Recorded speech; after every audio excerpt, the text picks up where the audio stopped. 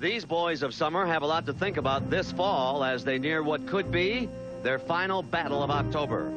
A memory or two about the way it used to be here on the shores of Lake Ontario. There was snow on the ground opening day, April 1977, and it wasn't until '85 that they played in the postseason. Yes, they'd had some October successes, but they just couldn't get to where they wanted to be. And where boys of summer want to be is in the Fall Classic. Guess what, folks? Here they are.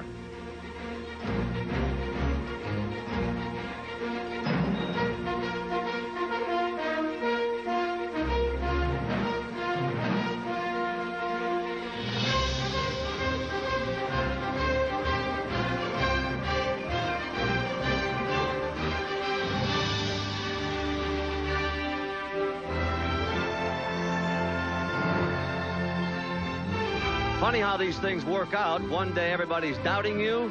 The next day you are dazzling them with confidence.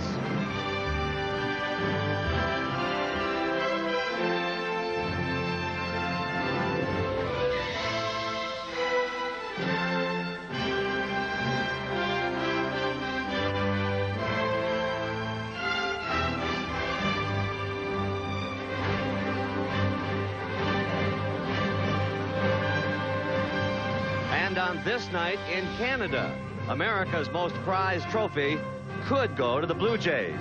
And if it does, you might hear them say, "It's about time."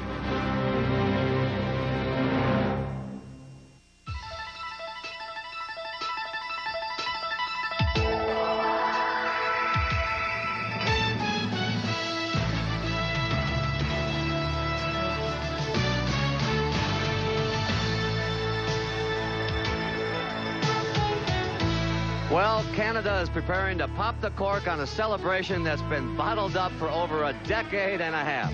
With their Blue Jays perched a game away from the World Series title, the good folks north of the border are bubbling over with confidence and pride. Tonight, they look to their baseball team for a victory that transcends a game and even a championship.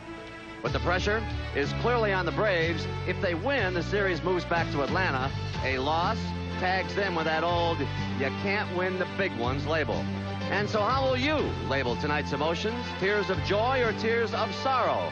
Give you the best ticket in the house as we bring you on into Skydome for Game 5 of this International Fall Classic. Hi again, everybody. I'm Pat O'Brien. Welcome to our CBS Sports continuing coverage of the 1992 World Series tonight. The Toronto Blue Jays are within one win of keeping this trophy. In fact, they've already picked out a spot to display it in their front office. So as we get right to work here, let's lay it right on the line for Atlanta. Only 5 teams have ever come back from a 3-1 deficit in a best-of-7 World Series. And earlier today, our Jim Kaat spoke with Braves manager Bobby Cox about that. Well, you still have to play the game like a normal game, I think. You can't make too many quick hooks on pitchers or anything. You know, if they've got their good stuff, you got to let them go ahead and go with it. But we've got a full bullpen out there tonight. We may see some pitchers, but I think John Smoltz is strong enough to go ahead and carry us through at least 7 innings tonight. And our club has won more than 3 in a row before, so... You know, actually the pressure's on Toronto now to hold the lead, and that's the way we felt against the Pirates. We were up 3-1, and they came back on us and darn near beat us, and that's what we need to do here. Last night's game, you had an opportunity to pinch hit for Jeff Blauser with Sid Bream on the bench. That thought ever enter your mind? Well, I've never hit for Jeff Blauser. Blauser is a legitimate hitter, and I love to see him up with men on base. He's one of the top hitters in our ball club, and, you know, lefty-righty, you go with that sometimes, but it doesn't make any difference. And Jeff hit the heck out of that ball, and I don't know to this day why Olerud is playing on the line right there. That was a game winner, and Jeff hit that ball well, and I've never pinch hit for Jeff. And our trophy, Jim Kaat joins us now. Kitty, is he making the right moves in this series? Well, I think you can always look back at a manager's moves and say they were the wrong ones. It's dictated by how the players perform. I think the Braves' pitching has gone unnoticed in this series opposed to Bobby Cox's move. Their pitching has been outstanding. I think it's been a base running mistake, Terry Pendleton in Game 3, and just a few breaks that have not gone their way opposed to Bobby Cox's moves. Well, tonight's pitchers, Kitty, are a pair of familiar foes. John Smoltz of the Braves and Jack Morris of the Blue Jays. They dueled each other in Game 7 of last year's World Series. Last year, Morris pitched for his hometown team, the Twins, and he shut out Atlanta for 10 innings to earn a World Series ring and the MVP trophy. In the offseason, Toronto acquired him to win the big ones for them. Big ones like tonight's Game 5. Morris has already made his mark as the first 20-game winner in Toronto history, and now he could be the first player in nearly 4 decades to pitch and win the clincher in back-to-back World Series as he goes back-to-back. I talked to him earlier. Because of the success I've had, I became an instant hero. And, you know, it's something you relish because everybody wants to do good and everybody wants to have everybody like them. But unfortunately, when you don't quite do as well, even though the effort is still the same, the other side of the spectrum comes hitting you. And you got to deal with both of them. I don't think, personally, the effort's been any different, but the way the reaction has been different. I must say that he's awfully loose tonight. What about Jack Morris? Well, let me tell you about Jack Morris. He may look a little more hittable to the Braves hitters tonight than Juan Guzman or David Cone or the Toronto bullpen, but he has a way of games like this, and that's why they signed him. Even if he gives up 3 or 4 runs early, he'll come in and say, hitters, let's see how good you are. They may come back with 5 or 6. That's what he's meant to this ball club, and that's the way he has won 20 games for this team. Nobody they'd rather have on the mound in a clinching game than Jack Morris. His face on there. You know, if there's any pitcher the Braves want in this situation, a pressure situation, it's John Smoltz. He pitched well in Game 2, but the Braves bullpen came up short on John. Well, you're right. Last year's Game 7, John Smoltz's performance went unnoticed because he was overshadowed by Jack Morris, that 1-0 win in 10 innings.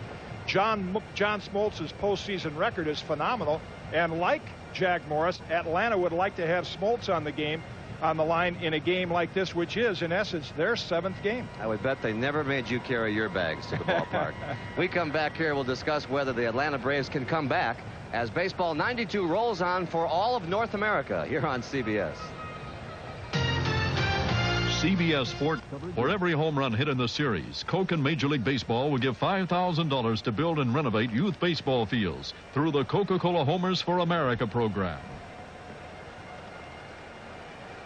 Welcome back, and we looked it up. Cyanocida cristata. That's the textbook way to describe those bright blue crested birds commonly called blue jays. Those of you who've been watching these flighty jays in this high-tech nest are in a festive mood tonight, and we talked about this great sense of anticipation with some of the players. We haven't had a real meeting or anything. Everybody seems to be really focused. They know what they have to do, and so we don't really need any big pep talk, but we'll talk a lot of trash before we come on the field. You're this far. Yeah, that's close. So we don't take anything for granted. Tough team over there. We're going to come at them. We don't really want to get on a plane. We're very confident. We're not as confident. We're not confident like we feel we just go out there and throw our gloves out there. But you know it's going to be a tough game because Smoltz is a tough pitcher. But the momentum's on our side. We're excited. We're pumped up. The fans are going to be pumped up. This place is going to be jumping, and we hope to get it done tonight. Joe also told me, he said, jump on my back, boys. We're going for a ride tonight. Of course, correlation has no effect on causation, but for whatever it's worth, we offer this statistic. The National League has never won a World Series game in a dome stadium. Last night's loss made it 0 for 10. This stat does not have meaning for Terry Pendleton of the Braves. He has suffered through each of those losses, and he's run out of hands on which to count them. I'm real disappointed right now because we haven't got, I haven't gotten that big ring. But my biggest focus tonight is just to go out and win. We win tonight, and it sets it up for Saturday for us. So my biggest focus is tonight. I don't want to lose tonight. Believe me. Understated indeed. What about the Braves coming back tonight? Well, you think I'm crazy, right? But I think if the Braves can win Game 5 and go back to Atlanta, they're in pretty good shape because they have Steve Avery and Tom Glavine, 2 guys that could close the deal for them. They're not as bad off as you might think if they win tonight. I don't think you're crazy. Might be some Toronto fans who think you're crazy.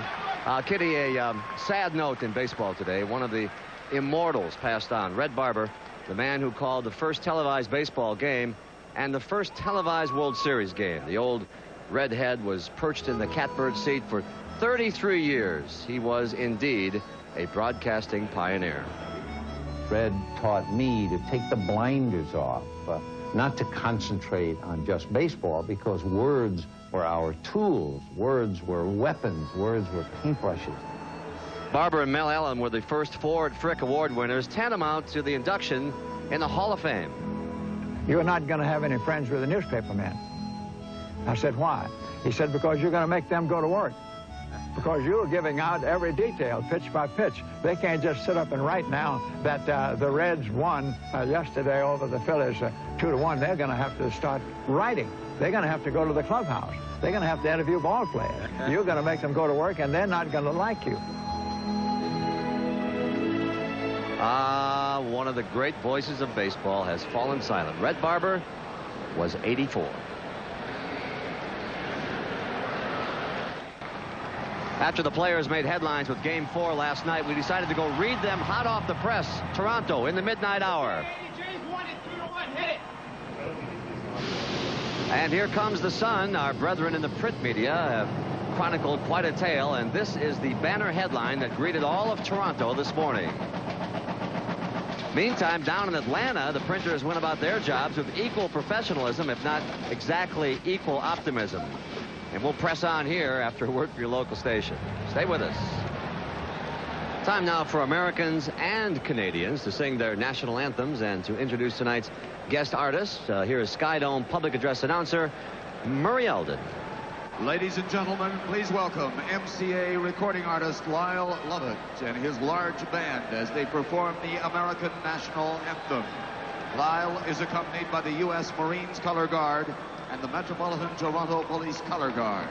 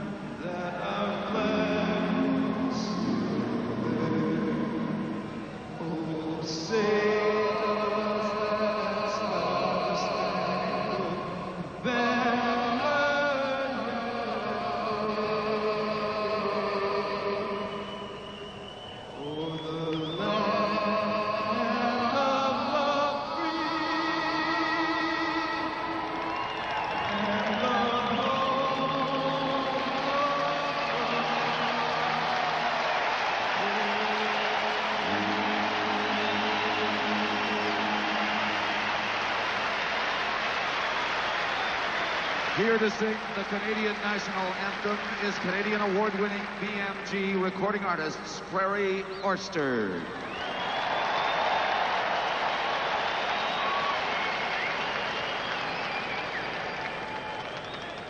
Oh, Canada, our home and native land, true.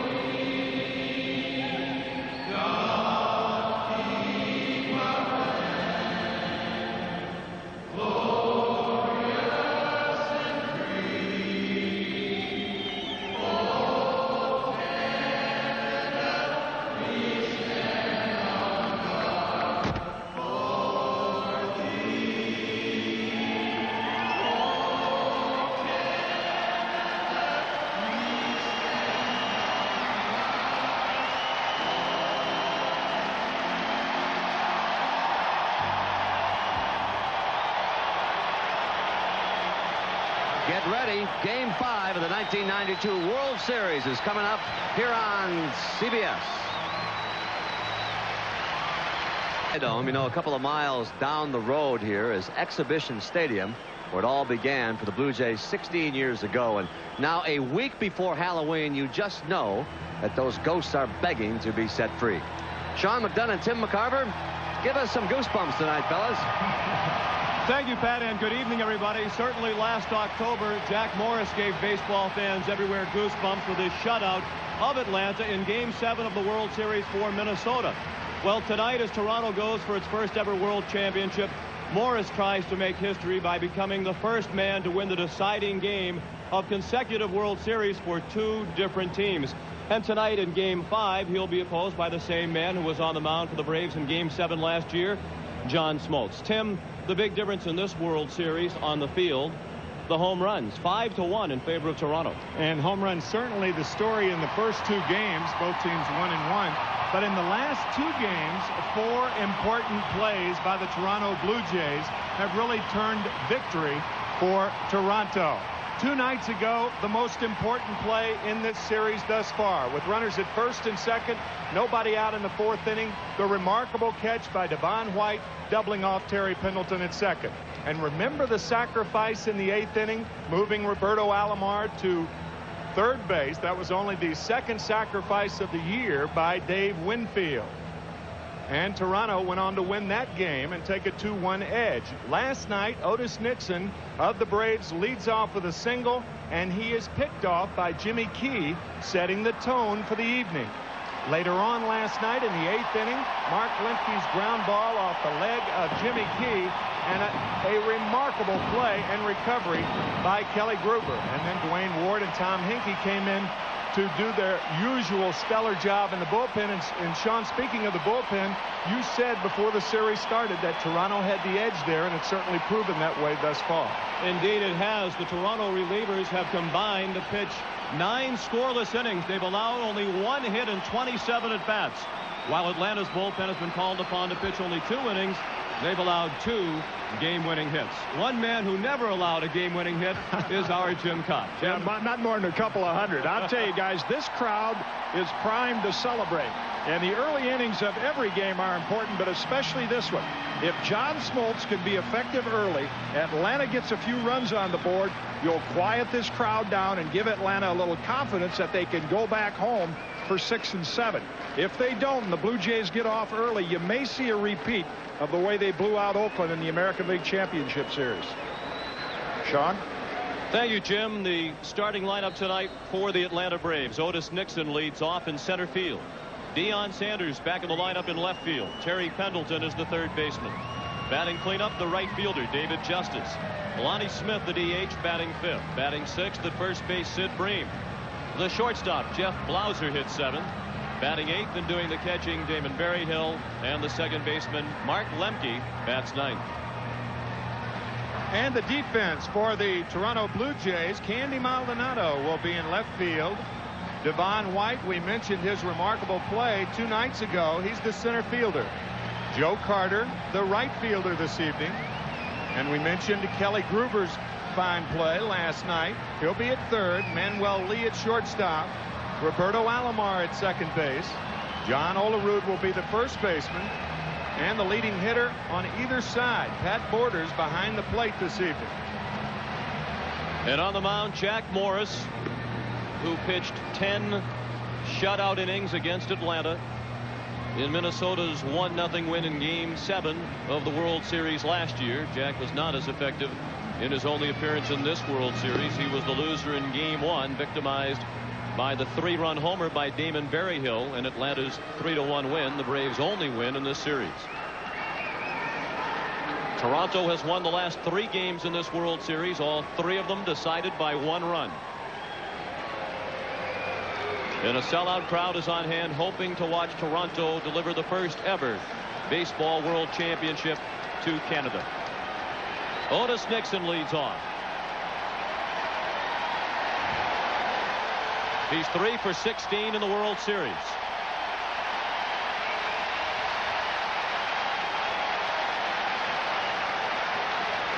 Kelly Gruber in front of the bag at third. Jack Morris with the first pitch of Game 5, slapped by Gruber at third. He was right on top of the line and still couldn't get it.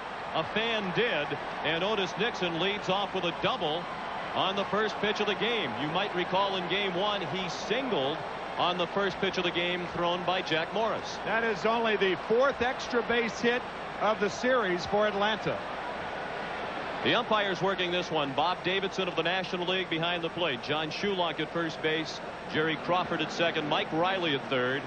Joe West calls the plays along the left field line, and Dan Morrison in right.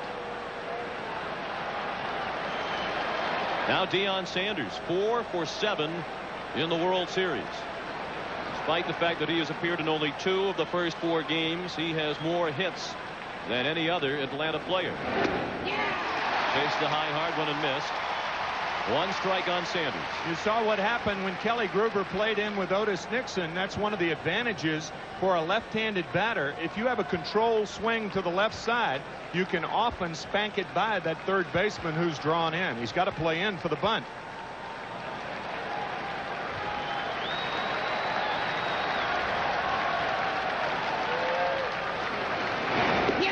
Off-speed pitch.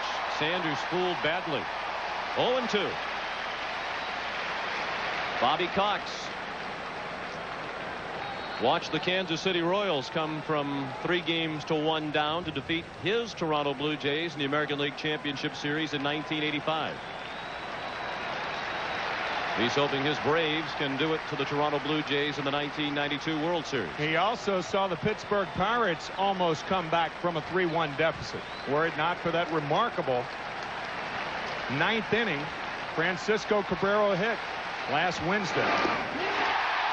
Again, Morris had Sanders way out in front of the tantalizing off-speed pitch for the first out of the night.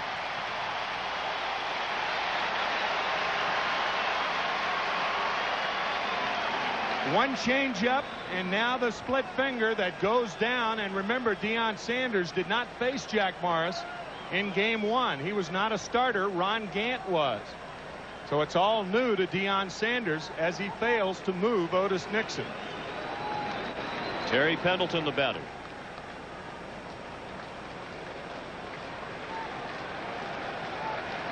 The Atlanta Braves have, throughout this series, they have had their leadoff batter on 10 times, including Nixon's double, and they have plated them 4 times. First pitch to Pendleton, a fastball for ball 1. Terry's hitting just 188. He's 3 for 16 in the series. Bobby Cox says the key members of his lineup are not slumping. It's a matter of the Toronto Blue Jays pitching very well. 1 ball and 1 strike.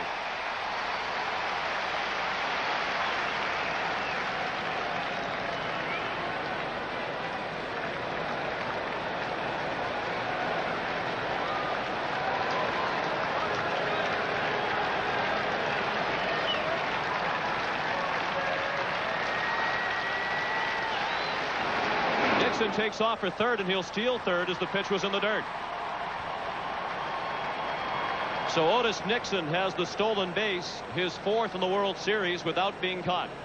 With 1 strike on Terry Pendleton, he had planned on taking this pitch all the way, even though Otis Nixon was going to third base. He saw the jump that Nixon had, and he was willing to take a strike to get 2 strikes on him to get Nixon to third base. Stolen base number 4 for Nixon during this series. And the 12th for the Atlanta Braves. Pat Borders has only thrown out 1 base stealer. He was stunned a bit by that ball in the dirt. The infield is in for Toronto. With a runner at third and 1 out in the top of the first. No score in the ball game. The 2-1 to Pendleton is fouled straight back.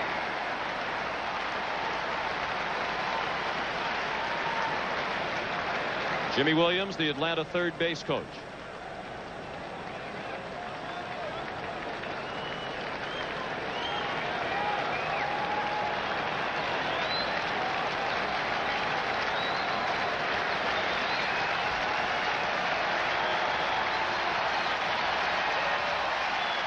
Now the 2-2 pitch.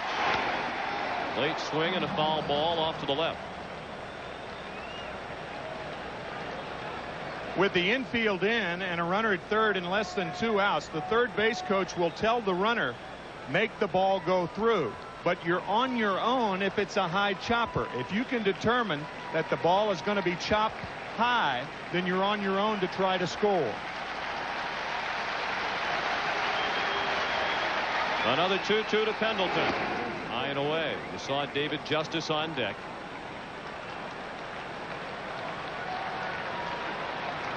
Pendleton without an RBI in the World Series. He was the leading hitter in baseball during the regular season with runners in scoring position.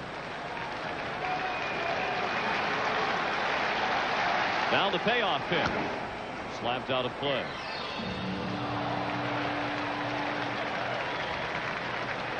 Certainly the Toronto Blue Jays have pitched very well as a staff in this series, but Jim Leyland made the point in the playoffs about the need for big players to rise to the occasion in big games, and certainly in this series batters 3, 4, and 5 in the Atlanta lineup have not, including Pendleton.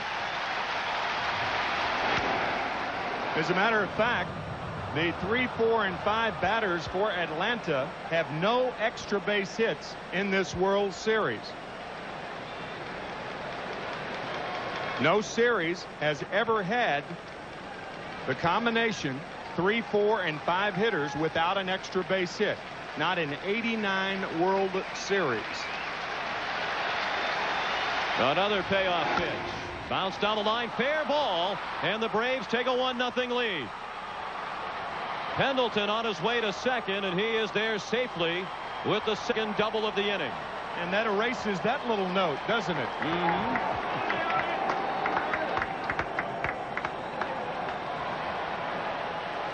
Otis Nixon's double was inside the third base line, and Terry Pendleton's is inside the first base line.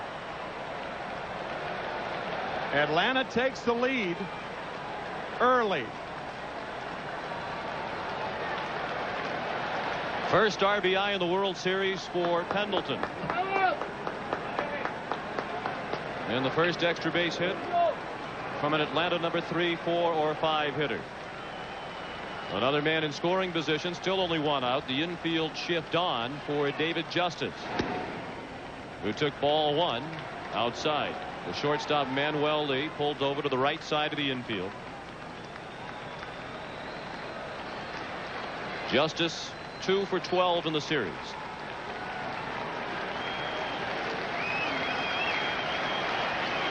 Justice has walked 4 times, more than any other player.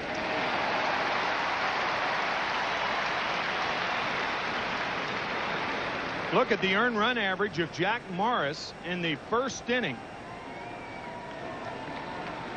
So Jack has a tough time getting on track, and that has proven to be the case here in the first, with Pendleton at second and 1 out.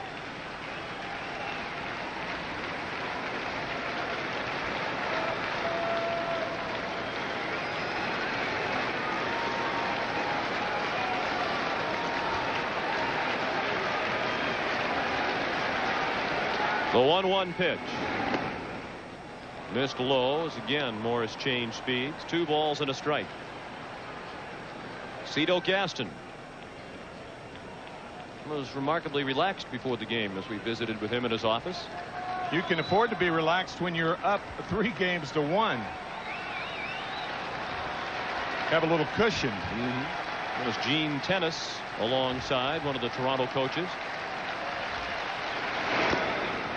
Foul tipped in and out of the mid of borders. 2 balls and 2 strikes on Justice.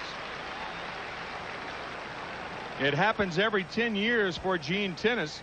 He was the most valuable player in 1972 for Oakland. He also played in the World Series, a winner for the St. Louis Cardinals in 1982, and he's back as a coach here in 1992. 1972, Johnny Bench said the Cincinnati Reds didn't even have a scouting report for Gene Tennis. He was such an obscure player, but he was forced into action and hit home runs in his first 2 at-bats, the only player in World Series history to do that. Jack Morris trying to make World Series history himself tonight. The Braves lead 1-0. We're in the top of the first, and Justice strikes out on the fastball. Second strikeout in the inning for Jack Morris.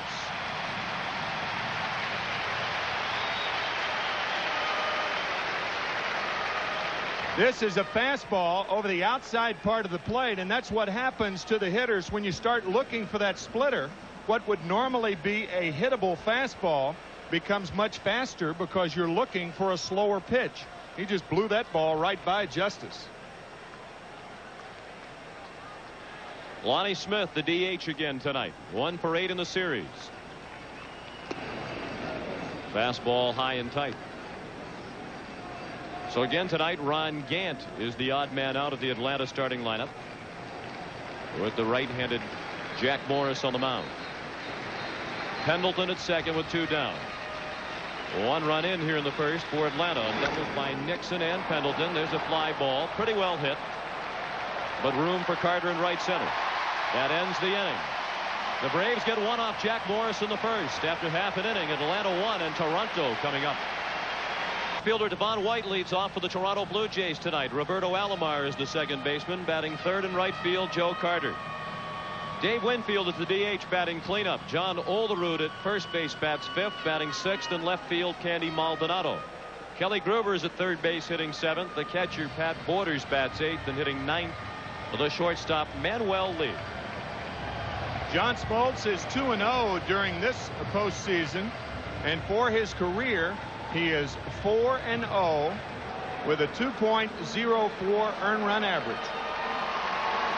He worked 7 1/3 innings in game 2, and last year against Jack Morris he worked 7 1/3 innings, allowing no runs. That game won by the Minnesota Twins 1-0 in 10 innings. 1-0 Atlanta as the Blue Jays bat for the first time in game 5. Devon White 4 for 17. Smoltz first pitch fouled out of play. White had 3 of those 4 hits last night, 2 singles and a double. He drove in a run.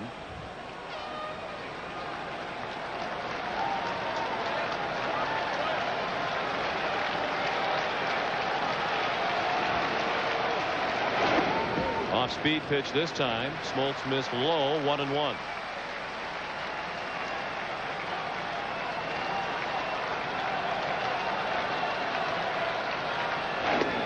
Check swing. That's on the corner, says Bob Davidson.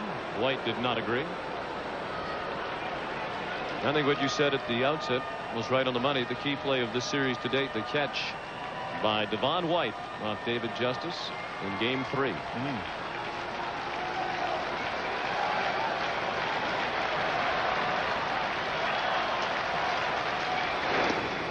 Two balls and 2 strikes. Smoltz with a perfect 4-0 record in postseason action. He's one of 8 pitchers in Major League history who are undefeated in postseason play with at least 4 wins.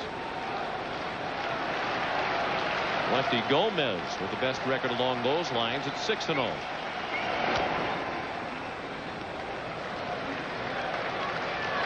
Still 2-2 on Devon White.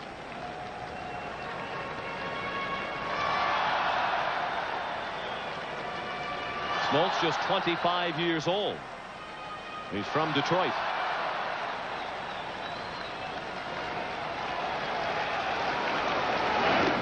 Check swing and a ball low.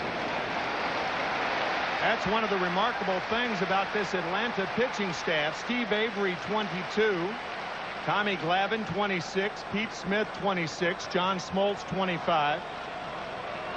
They're not only good, they're going to be good for a long time.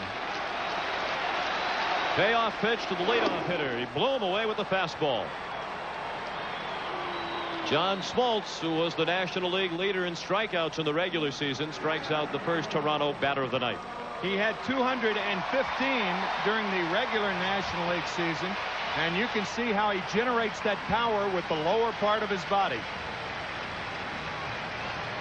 All fastball power pitchers obviously have good arms, but they also have strong lower parts of their bodies. Alomar chopped the first pitch to short. Blauser threw him out. 2 down. The defense for the Atlanta Braves, Deion Sanders in left field. There's Deion. Otis Nixon will be in center. David Justice in right field. Terry Pendleton has won 3 Gold Gloves. He's at third. Jeff Blauser at shortstop, Mark Lemke, the second baseman, Sid Bream strong at first defensively, and Damon Berryhill behind the plate. And at the plate, Joe Carter with 2 down, the bases empty in the bottom of the first. The Braves lead 1-0. Carter 3 for 13, 2 of his hits solo home runs. 1 strike on the Toronto right fielder.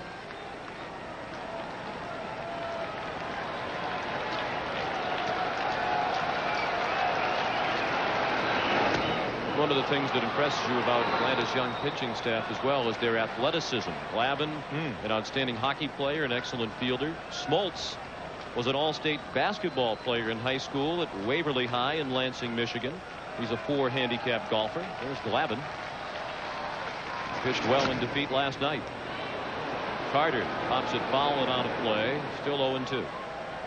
Steve Avery combined his skills offensively and as a pitcher in high school. A fine hitter. Pete Smith, a good athlete.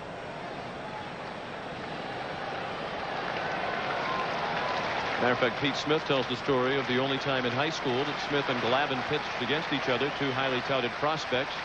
They expected a pitcher's duel in the local area. The game wound up 7-6. They each claimed that they had a couple of hits against the other.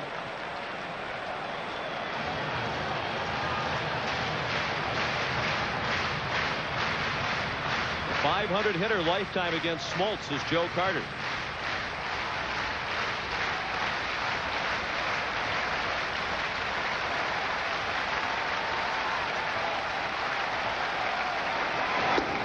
On the corner, strike 3. And Bob Davidson, the home plate umpire, has shown a rather liberal strike zone here in the first inning. After last night with Dan Morrison behind the plate, Jim Cott talking about how you had to throw the ball over the plate. Well, a more liberal Bob Davidson behind the plate tonight.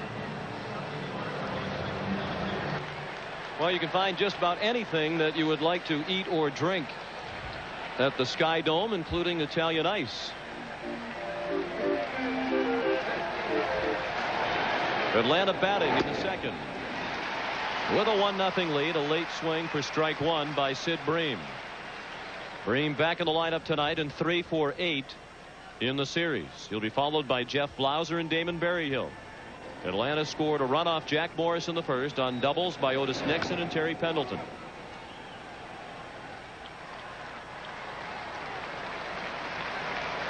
Oh, 0-2 on Sid Bream.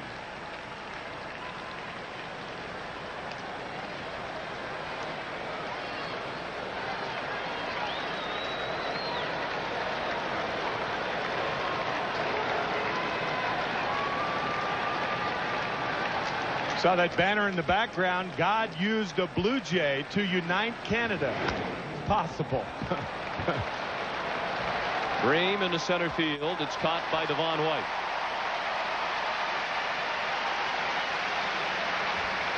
Oh, that is a great banner right there. We've seen a lot of them both here at the Sky Dome and also in Atlanta.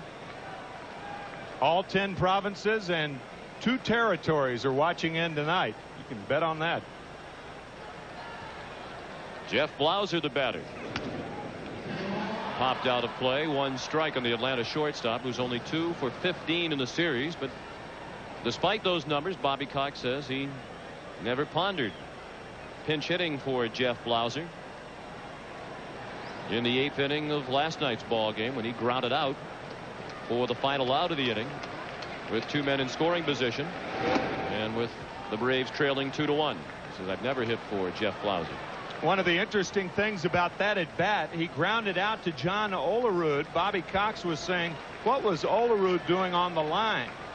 Cito Gaston saying because Olerud is a left-handed thrower and the glove is toward the hole, he favors the line. And there's John Olerud. By the way, that was the first time that Jeff Blauser grounded out in 3 months to first base. 3 months. So he does not hit a lot of balls on the ground to the right side.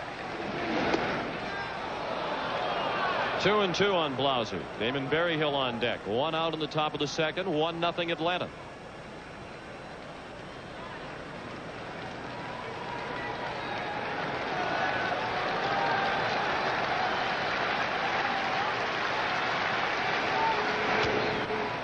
Out of play to the right side.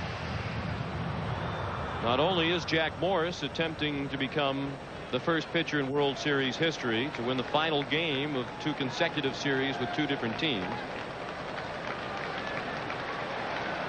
he is also trying to become the first pitcher in history to win a World Series game with 3 different teams. He's done it for Detroit and Minnesota.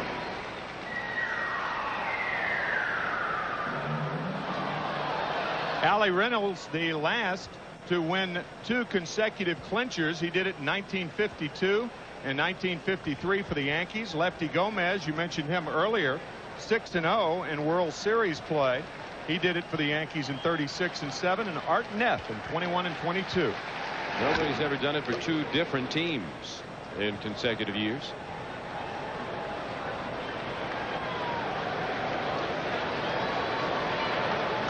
Morris won 21 games for Toronto in the regular season. And he won the MVP honors last year in the World Series with the Twins.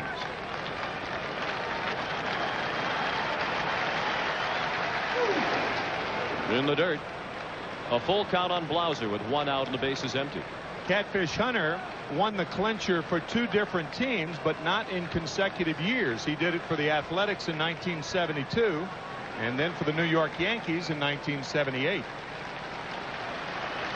And it's good that you said that, because people watching tonight might have been thinking, wait a minute, what about Catfish Hunter? But it wasn't in consecutive years.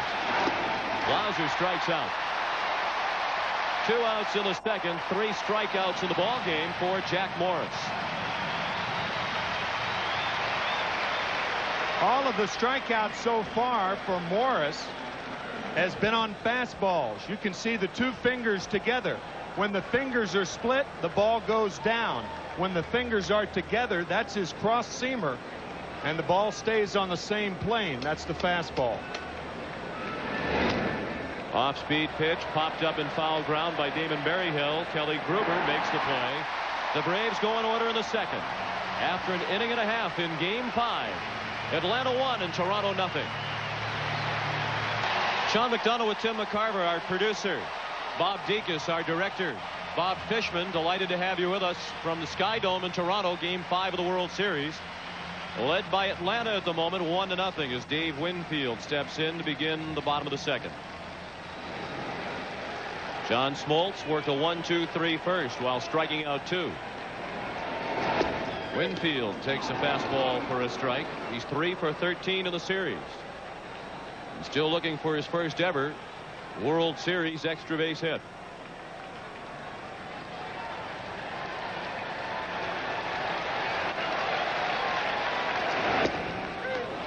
Oh, and 2. Winfield and Olerud and Maldonado coming up for Toronto in the second.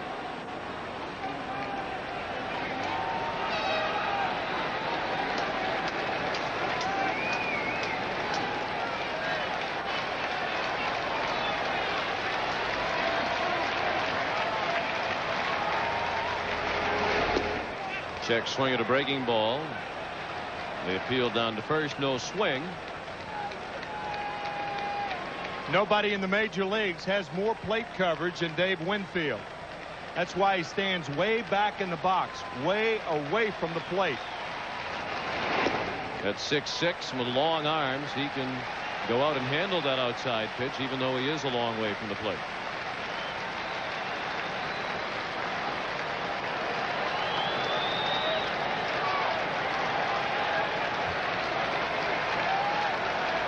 Now the 2-2 pitch. Winfield can be a free agent at the end of this season if the Blue Jays do not offer him salary arbitration. Winfield's agent says the talks are underway aimed at keeping him in Toronto, and it seems like a good move for both parties. Certainly Winfield has flourished here this year. He hit .290 and drove in 108 runs in the regular season. And the Blue Jays are in their first World Series, and Winfield a big part of that.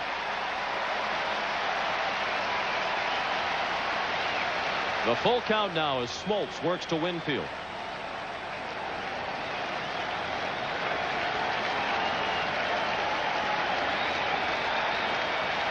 The 3-2 pitch.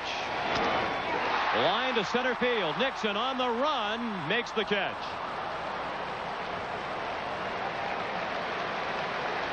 Winfield hit it hard, but Nixon runs well, and he was able to track it down in front of the warning track. Winfield likes to extend his arms. He extends his arms and hits it hard to right center. But Otis Nixon, like his counterpart, Devon White, an excellent center fielder.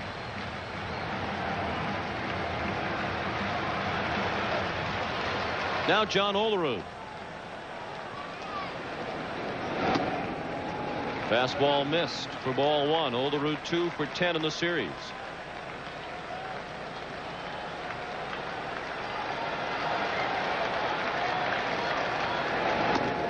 Both of John Olerud's hits came last night. He had a pair of singles in going 2 for 3 after starting the World Series. 0 for 8.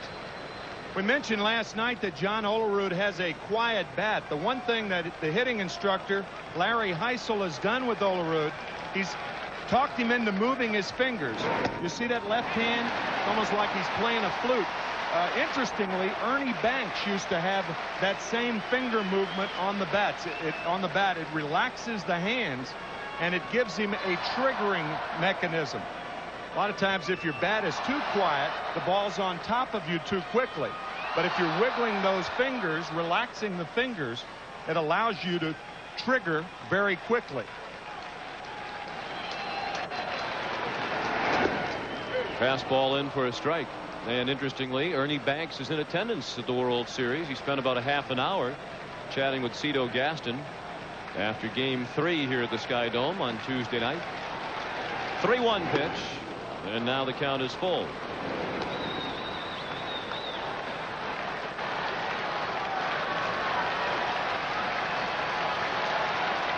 .95 miles per hour. The last fastball from Smoltz. Now is 3-2. Soft line drive, and that drops in center field. So the Blue Jays have their first hit of the night, and John Olerud has his third consecutive hit dating back to last night. In Game 3, with Jeff Reardon on the mound, the count, no balls and 2 strikes to Candy Maldonado, and the base is loaded, and a drive over the head of Otis Nixon wins it for Toronto. And they go up 2-1, and they win last night, and they need one more victory to win their first World Championship ever. That hit, the only hit in this series for Maldonado. He's 1 for 11. Tying run at first for Toronto with 1 out in the bottom of the second. The Braves lead 1-0. Smoltz misses low and away. Olerud is not a very good runner at first, and Bream is playing a little bit behind him.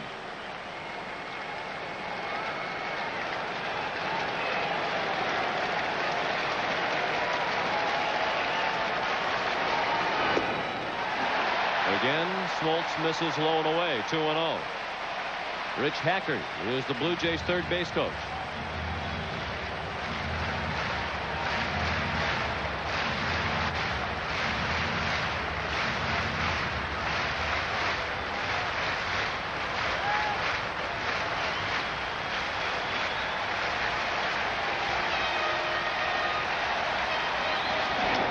Late swing and a foul ball out of play to the right. When you hit a 2-0 pitch the other way, that means you do have a tendency to hit the ball the other way. And sure enough, Maldonado is not strictly a pull hitter. You can see that his hits are distributed rather fairly the other way also. Foul tipped into the mid of Berryhill. 2-2, and certainly the Atlanta outfield defense has the chart you just saw in mind, as Otis Nixon in center field is shading right, and Justice in right field is a couple of steps toward the line.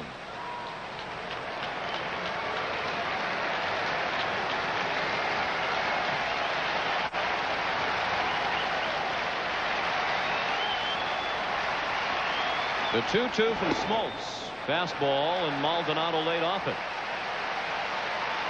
Smoltz has faced 3 batters here in the second and has gone to a full count with all 3 of them. Well, you have a strikeout pitcher in John Smoltz, a strikeout hitter in Maldonado, a slow runner at first. I don't think he'll send him here. Olerud does not run, and Maldonado takes ball 4. The first walk issued by Smoltz.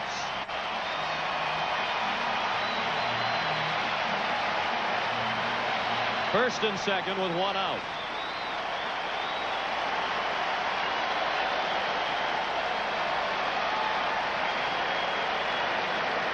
Kelly Gruber, the batter. He's 1 for 11. His one hit, the big home run in Game 3 off Steve Avery. And he was one of the heroes last night in Game 4. He walked leading off the 7th and scored the run that proved to be the difference in the ball game. Suffered that cut that you saw on his chin while scoring the winning run, sliding head first into home. He was dazed for a while. He didn't remember the play made in the field the next inning and the ball hit by Lemke. He checked his swing. No swing, says American League umpire John Shulock down at first.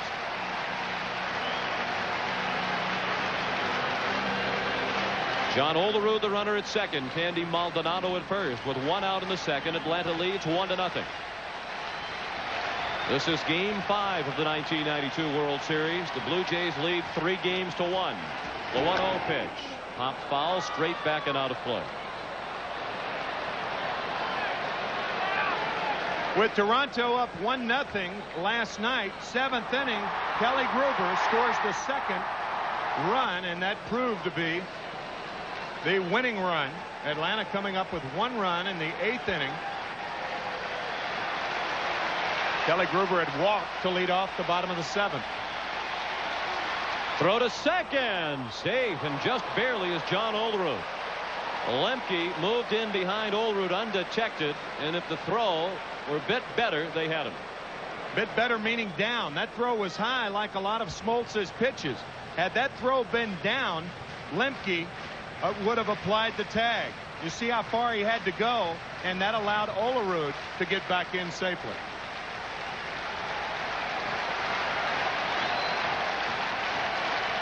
The 1-1 to Gruber. Breaking ball for strike 2.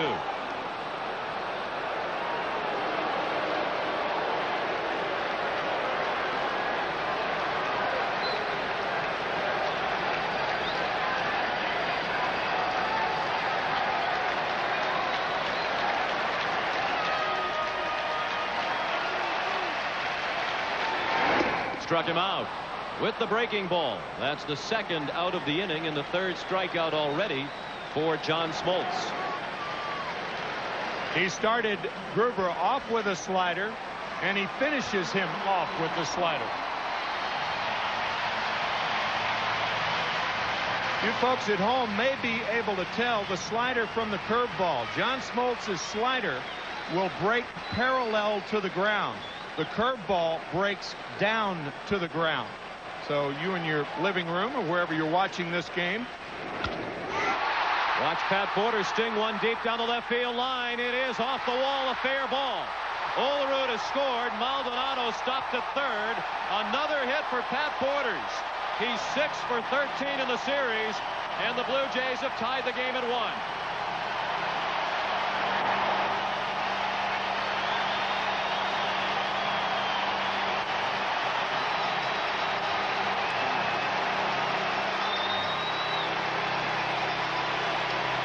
There is no way to hit this pitch unless you're looking for it. You see how far John Smoltz missed with that fastball. Berryhill setting up outside, and the pitch was inside. A 1-1 ball game. The hits even at 2 apiece. The RBI, the second of the World Series for Porters. He has to be a leading candidate for MVP honors in this World Series, should Toronto go on and win it. Manuel Lee took a strike. He's up with 2 outs and runners at second and third. He's just 1 for 12 in the World Series.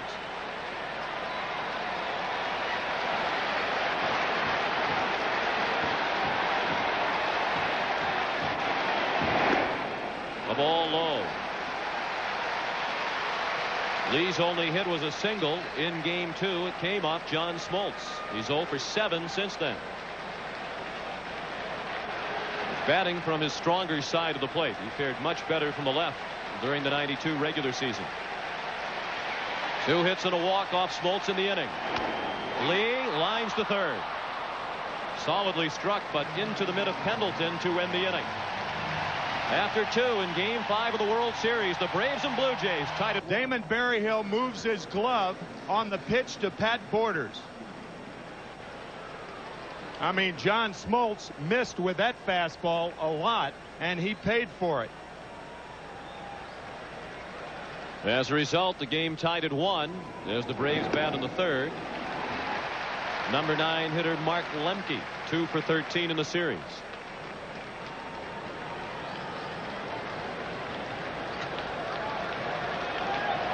Lemke drove in a run last night with the ground out. Ball hit off the leg of Jimmy Key that was fielded by Gruber. A play that Kelly Gruber doesn't remember. Lemke and the Braves remember it all too well.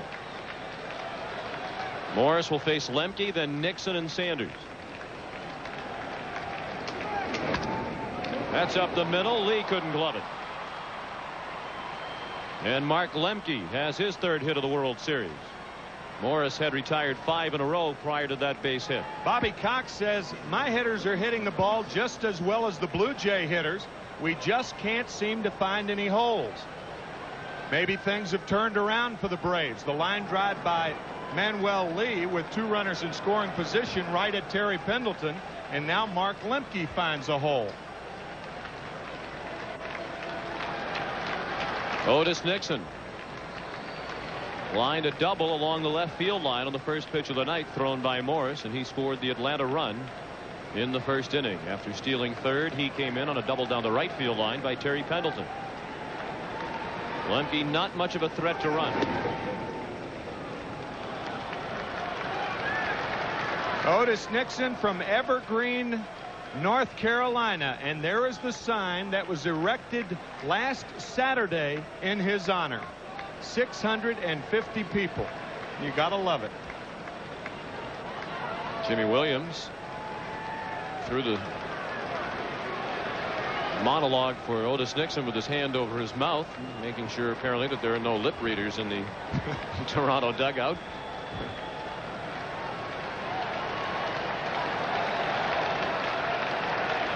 One and 0 the count.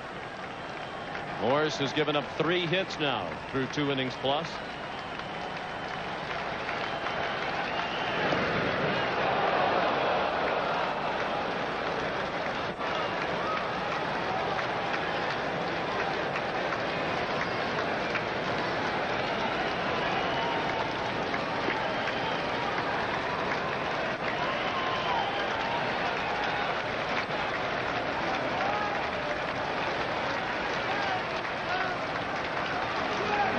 Pitch. Nixon popped up a bunt. It's on the screen.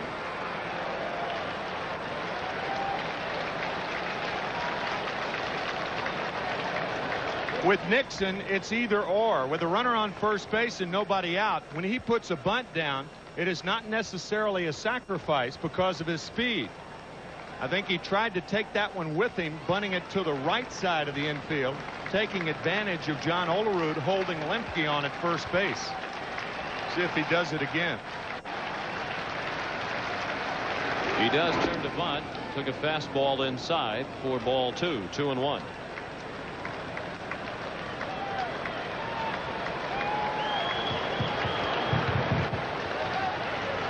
Jimmy Williams rumored to be a candidate for the managing jobs of both expansion teams, Florida and Colorado. Although published reports yesterday indicated that Rene Latchman, a coach with the Oakland Athletics, would become the first manager of the Florida Marlins.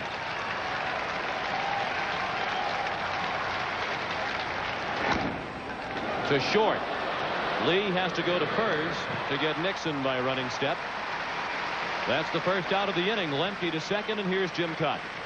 Well, it's apparent that the Braves are trying to follow Bobby Cox's advice. I asked him, your hitters have now seen Jack Morris 5 games in the postseason. Anything you can attack him with differently? And he said, we swing at too many pitches off the plate. Inning 1, they were patient. They scored a run. Last inning, Bream and Berryhill again chased pitches out of the strike zone, and they had a 1-2-3 inning. And Deion Sanders chased a couple of bad balls his first time up there while striking out swinging. 1-1 the score in the top of the third. Lemke at second with one out. Sanders chops one to second. Alomar throws him out. If Sanders' foot is bothering him, you wouldn't know it by the way he ran down the line. He made that a very close play on a routine chopper to second. And Dion doesn't appear to be limping as much tonight when he's walking out to his position as he was 2 nights ago when he started and went 3 for 4. And the minute I'd said that, he started limping more. Of course. Been limping on cue of late.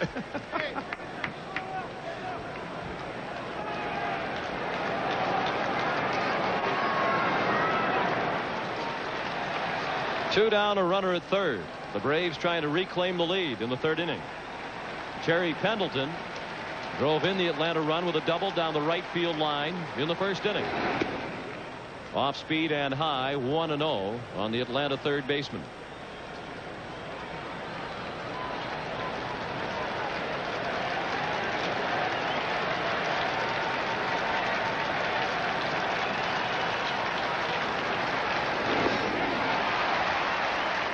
Borders kept it out in front of the plate as Pendleton missed 1-1. Jack Morris with 9 wild pitches on the season, 1 in the World Series, and a fine play by Pat Borders. We have seen Borders time and time again get in that position and keep the ball in front of him. He has just had a terrific World Series all the way around. And the postseason is grueling for all concerned, with games on consecutive nights. The only off days are travel days between cities.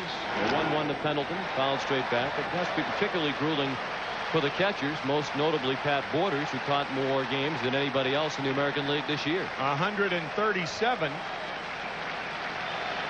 Tack on another 11. This is his 148th game of the year.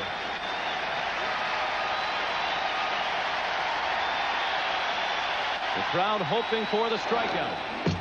Pendleton just did get a piece of it to stay alive at 1-2.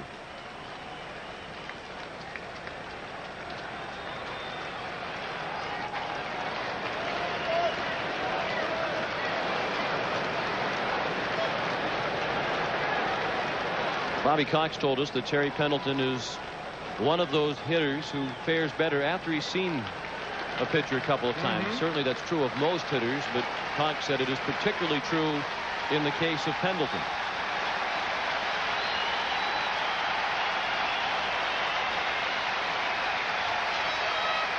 Lemke at third and 2 down. 1-1 the score in the third. Another 1-2 pitch. He struck him out. Pendleton got a piece of it. Borders able to squeeze it for the final out of the inning. We'll return to Skydome after this word from your local station. Toronto Blue Jays with a win tonight will wrap up the 1992 World Championship of Baseball. 1-1 the score in the third. Devon White fouled the first pitch away. Pretty good room service. I'd like a baseball game tonight, please. They have one. Those suites in the Skydome Hotel overlooking the playing field are going for $1,000 a night during the World Series. And they're jammed, as you can see. Of course, if you invite in 100 friends, all of a sudden it's not that expensive per person. $10 a pop. Not bad. Very good, Tim. I'll tell you, $10 is all it costs to close the roof here at Skydome. Can you imagine that? It takes 20 minutes and it costs $10 to close this roof or open it. $10, what a deal. 10 in each direction. That's $10 Canadian. With 20%, it's $8 American. It's unbelievable. What a deal. A fun Skydome fact here in the third inning. 1-2 now on White. Smoltz struck him out his first time up. Smoltz facing the top of the order of White, then Alomar and Carter.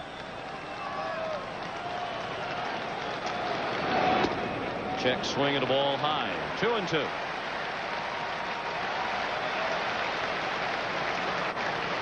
You think after the great catch a couple of nights ago in Game 3, Devon White would get more respect, but Dave Winfield has taken to calling him crash test dummy as a result of the accident in which he was a part. Smoltz chasing after the ball because they're going to appeal here to see if it was a swing. He wants Bob Davidson to appeal. Third base umpire Mike Riley has yet to call anything. Well, Bob Davidson is hollering in at the Atlanta dugout. Finally, he did point down to Mike Riley. And Mike Riley said no swing. And John Smoltz didn't want the ball to roll into the dugout. That was very close to a swing. The one thing you don't want to do as a runner, you don't know how far it's going to go away from the catcher, so you don't want to break toward first, because then the chances of you getting the call are slim. He looked like he could have gone around on that swing, however. From 0-2 to 3-2. White with a high fly ball. Medium range center field, Otis Nixon. 1 out in the third.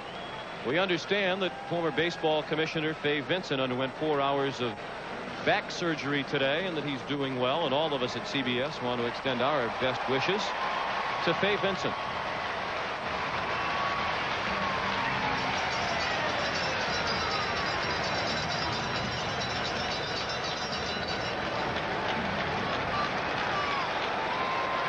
Smoltz looking in at Roberto Alomar. Robbie bounced to short his first time up. 1-1 the score in the bottom of the third. 1 out and the base is clear.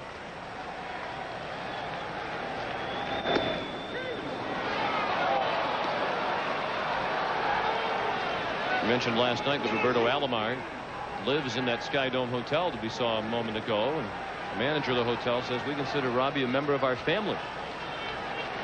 Must be a little bit more difficult for him to get around his Toronto home with all those people up at Sky Dome tonight. Robbie Alomar does not consider Bob Davidson, however, a member of his family. He's complaining about that pitch inside, and you rarely see Alomar complain this much.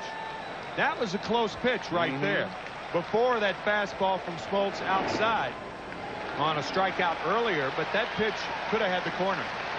And Bob Davidson, to his everlasting credit, admitted that he missed the call on the catch by Devon White, the tag at second base that would have been the completion of the triple play.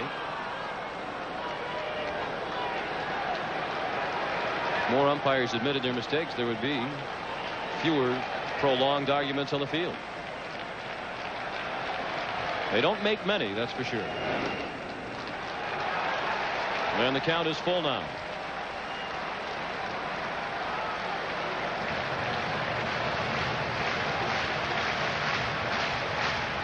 Smoltz went to a full count with the first 3 batters last inning.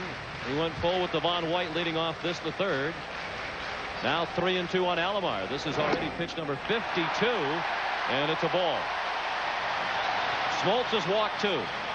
The Blue Jays with a man aboard with 1 out in the third. Once again, we check in with Jim Kaat.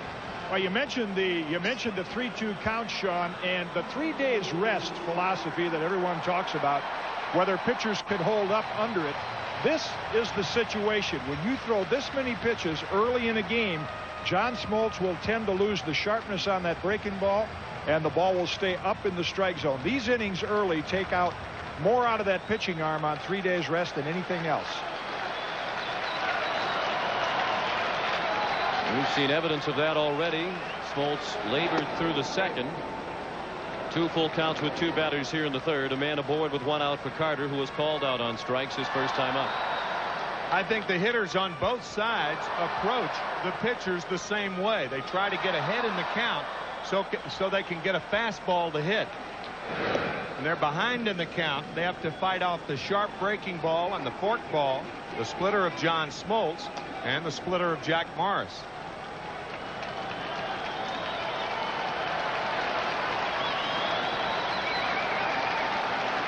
Alomar stole 49 bases during the regular season. He'll retreat to first as the fly ball to right is handled by Justice. 2 away. Well, Bobby Cox told Jim Kaat on our pregame show with Pat O'Brien that he won't hesitate to use everybody out there in the bullpen tonight. This is a must-win situation, obviously. And he said he thought that Steve Avery was the only pitcher he would not use, and even that was a slim possibility. Certainly wouldn't expect to see Tom Glavine out there as well. No, his start last night. Tom Avery, if the Braves win tonight, Tom Avery, or I beg your pardon, Steve Avery, Tom Avery, a relative of Bill Wakefield. But Steve not Avery pitching on Saturday night, right?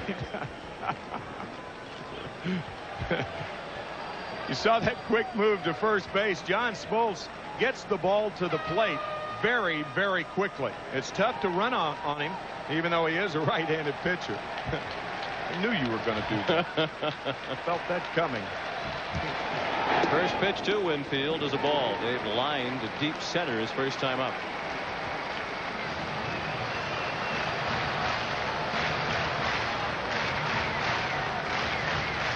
Alomar, perfect 9 for 9 in the postseason. 7 for 7 in postseason play this year, including 2 for 2 in the 1992 World Series. And he is approaching the record of Ron Gant. Of course, Gant's record is still intact. He's a perfect 11 for 11, but not in the lineup tonight. 1-1 the score with 2 down in the bottom of the third. You can see that pattern that Smoltz has. Quick throws to first base, quick throws home. He is very, very difficult to read. Only 11 stolen bases this year in 18 tries against him.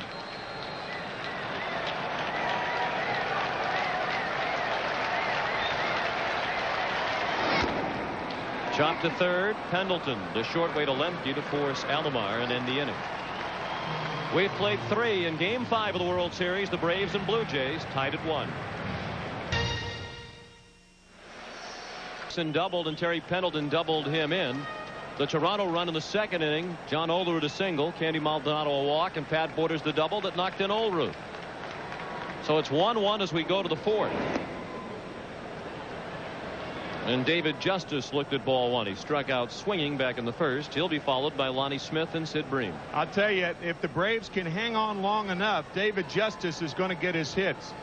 He has been swinging the bat very well, just missing a lot of pitches. The shift on again. 3 infielders on the right. That's deep to right. No shift will take care of that one. Nearly into the second deck for David Justice. His first home run of the World Series, and Atlanta is back on top 2-1.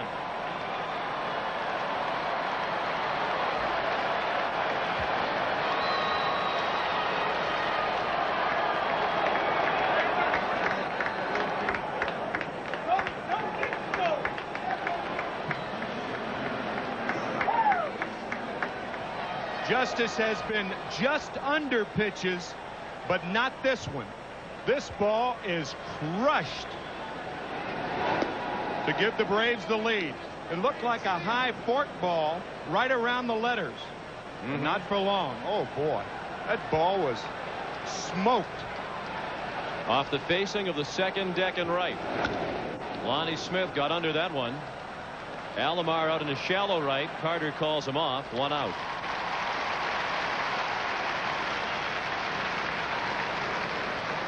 Justice had 2 home runs in the league championship series against Pittsburgh. You mentioned that Bobby Cox had pointed out he was just missing getting under them. We got all of that. So the Braves lead for the second time. They've led 1-0 and 2-1. And with 1 out and the bases empty in the fourth, Sid Bream stands in. He was out on the fly ball to center, leading off the second. How close has this series been? Neither team has enjoyed a lead of more than 2 runs at any time in this series. Morris and the Jays lost the first game of the series 3-1. The other 3 games 1-run decisions. Bream hit it a long way to the opposite field, but Maldonado made the play in front of the track.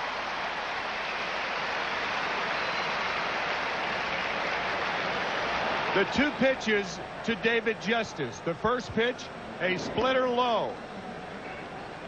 And the second pitch gives the Braves the lead.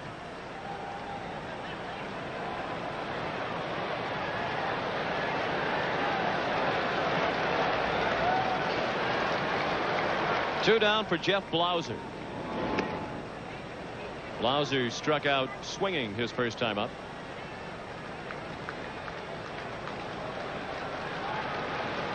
This is, by the way, only the second time in the last 75 years that a World Series has lasted 4 full games plus without either team ever having a lead of more than 2 runs.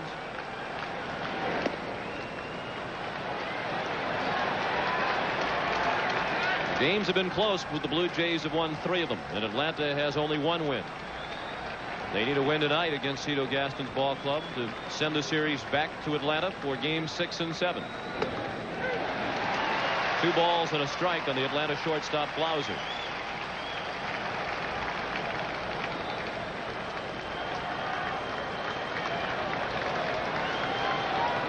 The Justice homer, only the second for Atlanta in the World Series. Toronto has hit 5. In the hole, base hit. Gruber was playing close to the line, and Blauser bounced it through for just his 3rd hit of the World Series. What does Jack Morris throw? Well, he throws the fastball. You notice how he uses the seams for leverage to throw it harder. He uses the splitter. That ball has a tumbling motion when it faces the hitter, going down. And he uses the slowest of his pitches, the palm ball, and aptly named, as you can see, with that grip.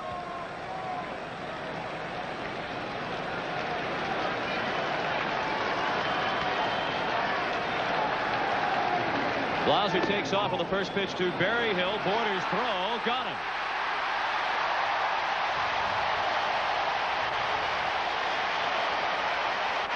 Well, now Pat Borders can do absolutely no wrong.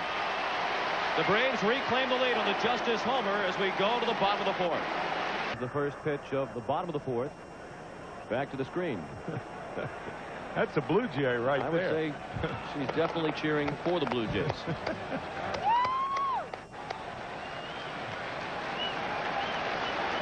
Olerud, then Maldonado and Gruber. John Olerud has another hit. That's his 4th consecutive hit. He singled and scored the Toronto run back in the 2nd. That's the 3rd hit in the ball game for the Blue Jays.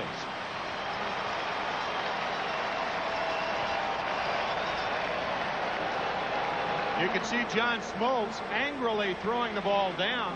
This splitter just hangs up in the strike zone. And John Olerud, who has scored the only run for the Blue Jays, opens the 4th with his 2nd hit. Tandy Maldonado walked his first time up. That moved Olerud to 2nd. Olerud scored on a double by Borders. 1-0 on Maldonado.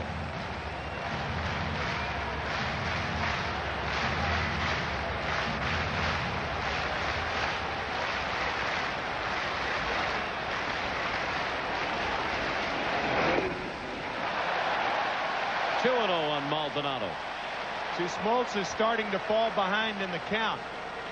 In game 1, he was throwing first pitch strikes, or his first start. That was game 2. First pitch strikes, and tonight he is falling behind in the count. And as Jim Cott suggested, it could be because of his pitch count. Down the right field line, slicing toward the pole. It is a foul ball.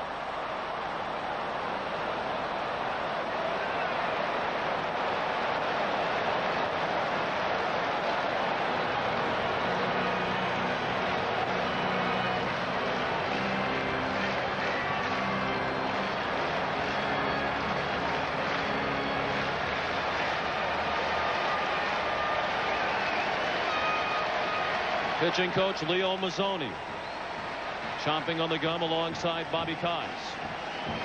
2-1 is high. 3 balls and a strike. We're in the bottom of the 4th. Atlanta leads 2-1. The Braves are out hitting the Blue Jays 5-3. Maldonado at the plate with a count of 3 balls and a strike, and John Olerud is the runner at first. Again, Bream plays a little bit behind him. Kelly Gruber is on deck. The 3-1 pitch. Fouled out of play, first base side. That was pitch number 63 of the night for John Smoltz. The last time Olerud was on at first base, it was a 3-2 count on Maldonado. Cito Gaston elected not to send Olerud. We'll see if that is in effect now also. With the count 3-2, Bream moved in a bit tighter. And Maldonado walks again.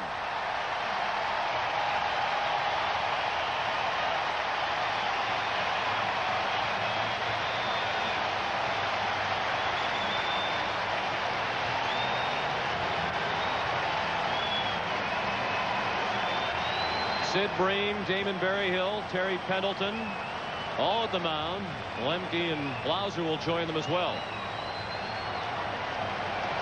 They are trying to determine what to do on a bunt should Kelly Gruber lay one down. I think when you have a one-run lead, what you try to do in this situation is make sure you get the one out, even at the expense of bunting the runners over at second, third. If you mess up the bunt play, that's going to lead to the big inning. You still have a one-run lead. So I think Atlanta will be conservative in this bunting situation if Kelly Gruber indeed bunts. You would think that would be the play with the problems that Gruber has had. He's 1 for 12 in the series, including a strikeout tonight. We got a piece of the pitch and fouled it off. Home plate umpire Bob Davidson checked quickly with Gruber to make sure he was okay. Yeah, I think Bob may have thought that Kelly was hit on the hand. But of course, if you bunt the ball and you hit on the hand, it's a strike if it's bunted foul.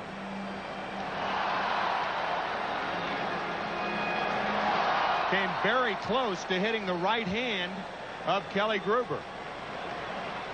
Gruber only sacrificed once during the regular season.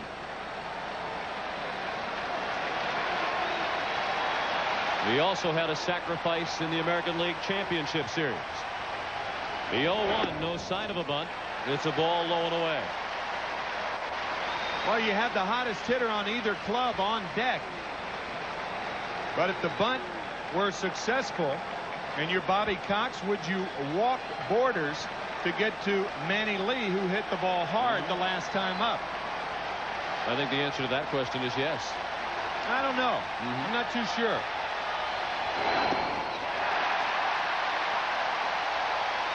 Two balls and a strike. One thing is for certain, John Smoltz is not on top of his game tonight. Pete Smith and Charlie Leibrandt warming up here in the bottom of the fourth inning. When he is on, he can dominate. But after 1-2-3 first inning, Smoltz has labored since. 2 men on, nobody out. The 2-1 pitch is popped up. Berryhill back to the screen. Without a play. Our cameraman had a play, as you might have heard. There's George, our cameraman, who takes all those terrific shots. He got a ball out of that. All right, George. All right. World Series ball. Now, George, be honest, did you catch it? No. Picked it up off the ground. Sure he did. He was ducking like I'd be if I were in that position. Believe us, we know. Yes, sir. Now the 2-2 pitch. Breaking ball hit high in the air and deep to left field. Sanders on the warning track makes the catch.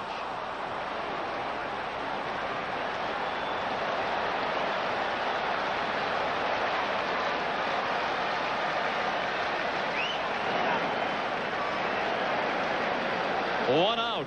And some anxious moments for John Smoltz and Braves fans everywhere.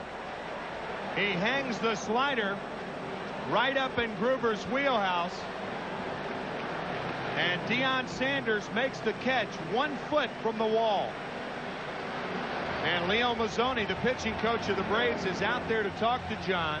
I don't think you talk too much about mechanics during a ball game. But what Leo may be reminding John is to try to stay ahead. Remember, first pitch strikes the most important pitch in any sequence.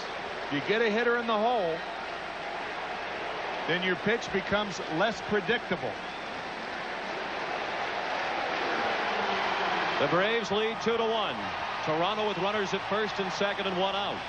In the fourth inning for Pat Borders, who drove in the Blue Jay run in the second with a double off the wall and left. It was his 6th hit. In the 1992 World Series, he has now hit safely in all 11 of his games in the postseason this year, and in 13 straight postseason games dating back to last year.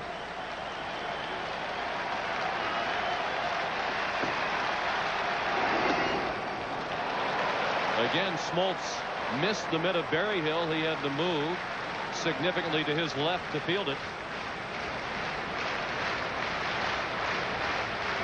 We've seen that a lot tonight. John Smoltz control off target. The 1-1 pitch. That one wasn't close. 2-1.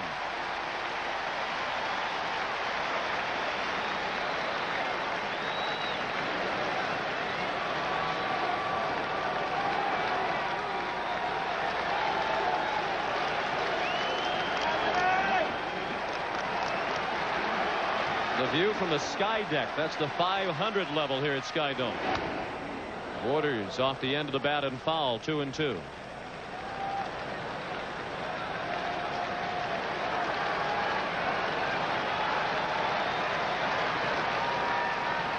There have only been 3 longer postseason hitting streaks than the one currently enjoyed by Pat Borders. Hank Bauer 17 games, Rickey Henderson 15, Brooks Robinson 14. Smoltz to second. Olerud back safely.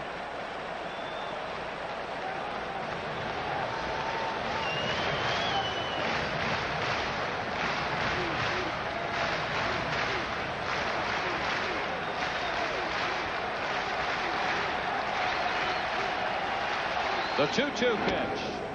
Through the middle, base hit. Olerud does not run very well. He's being waved in. Nixon's throw offline. 2-2 the score.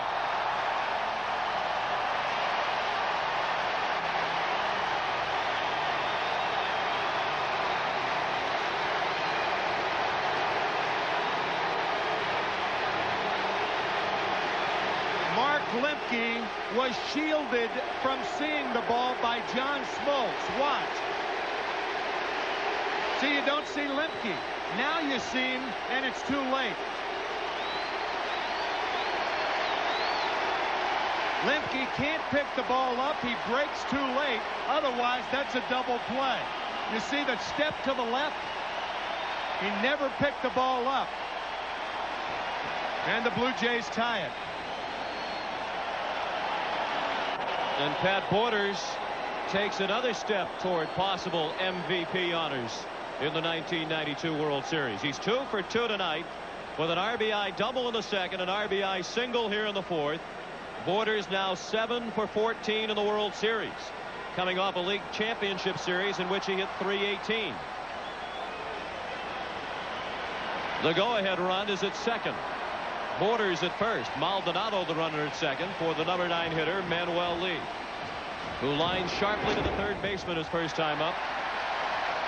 1-0 on Lee. It's interesting that Mark Lemke was holding Olerud on there and in ideal position to make that play had he seen the ball. But because the ball went through the legs of Smoltz, Lemke didn't get a good jump. Chop to third. Pendleton steps on the bag for 1 to first. Not in time. Bream had to come off the bag to field it. Lee aboard with 2 outs on the fielder's choice. This ball is not hit hard enough for Terry Pendleton to get 2, even though Terry tries. He barely stepped on third base. He almost missed the bag.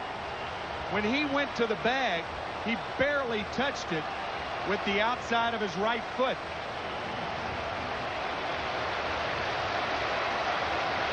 I mean, that is very close. He almost missed the bag if he touched it. Looked like he did with the toe. With just barely. Close. Good thing he's a size 9. Devon White. Instead of a size 7.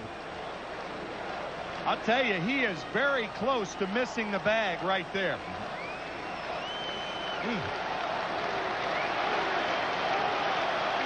White is 0 for 2 tonight. He is struck out and flying to center. 2-2 the score on the bottom of the fourth.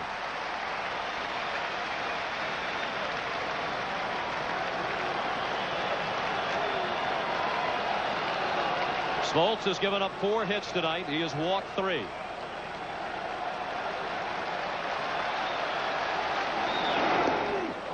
Good change of speeds. White out in front of it. 1 ball and 2 strikes.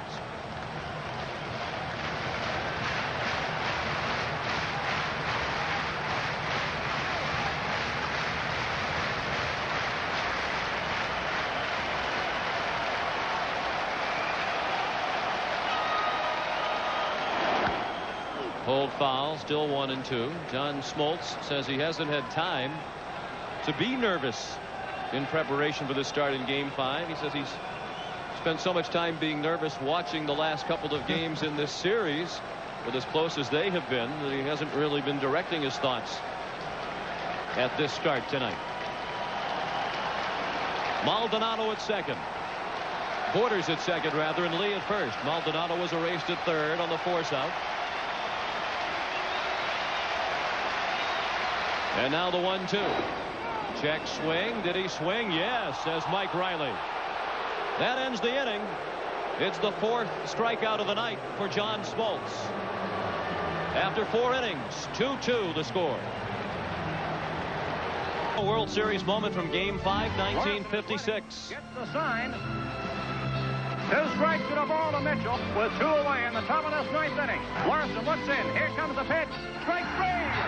A no-hitter, a perfect game for John Larson. The called 3rd strike on Dale Mitchell. Capped Don Larson's perfect game performance. Game 5, 1956. Yogi Berra was the catcher. The Atlanta catcher, Damon Berryhill, at the plate. He fouled out to the 3rd baseman Kelly Gruber his first time up. He's the first batter of the 5th inning in a 2-2 game. Yogi Berra, of course, number 8. The New York Yankees have 2 number 8s retired. Bill Dickey was number 8, and Yogi Berra was number 8.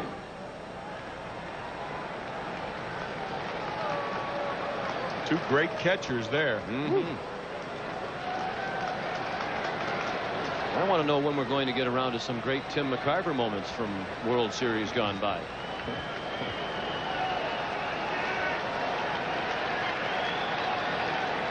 Jack Morris with a 2-1 pitch, fouled away. If I'm not mistaken, he remained the last man to steal home in a World Series game. Yeah, but I mean, it was tainted. It was a back end of a double steal in Game 7 in '64.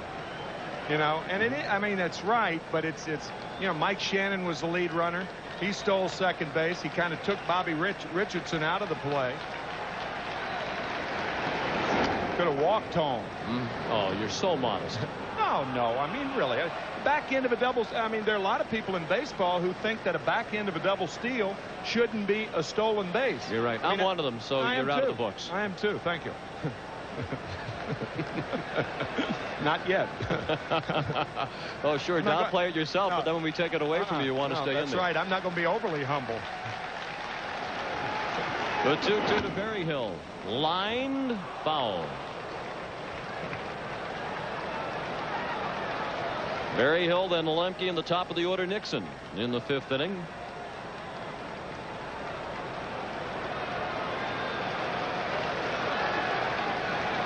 Berryhill in the series has spanned a total of 8 times. Yeah, that's the first 4 games. Excuse me, Sean. That's the thing about the Braves. The guy who was in the biggest slump, Damon Berryhill, won the only game the Braves have won. A 3-run homer in Game 1 to win it 3-1. That was off Morris, and it remains Berryhill's only hit in this series. Now he strikes out again. 1 out in the 5th. Here's Jim Cott. Guys, pitchers sit on the bench between innings and they pay attention to the rhythm of the game. And in this case, Jack Morris knows that if he can get the Braves out 1, 2, 3 in this inning with the stressful innings that John Smoltz has had, it gives the Toronto lineup a big advantage. And they have the meat of their lineup coming up in the bottom of the 5th. Alomar, Carter, and Winfield. Alomar throws Lemke out. 2 down in the 5th. If you're just tuning in, this is how we got to 2-2. Terry Pendleton doubled in Otis Nixon, who had doubled to give Atlanta a 1-0 lead in the top of the 1st. Pat Borders with a double in the bottom of the 2nd to drive in John Olerud, who had singled. 1-1 the score. The Braves out in front again on the first World Series home run in 1992 by David Justice. And Toronto tied it. Again, it was Borders with a single to knock in Olerud, who had singled. So it's 2-2 with 2 outs. In the top of the 5th, Otis Nixon 1 for 2. Foul ball, and just barely. Almost identical to the double that Otis Nixon slapped down the left field line his first time up on the first pitch of this ball game. Bobby Cox is saying, how could that possibly be foul? All it has to do is go over the bag. It can go over the bag and land foul and still be a fair ball. This ball actually hits about 8 feet in front of the bag, right on the line. But it's slicing toward left field. So if it hits on the line, actually about 4 feet in front of the bag. So if it's slicing, it would make sense that it's a good call. There's no way to keep a ball from slicing if you hit it that hard down the left field line as a left-handed batter. The 0-1. Just missed. 1 ball and 1 strike.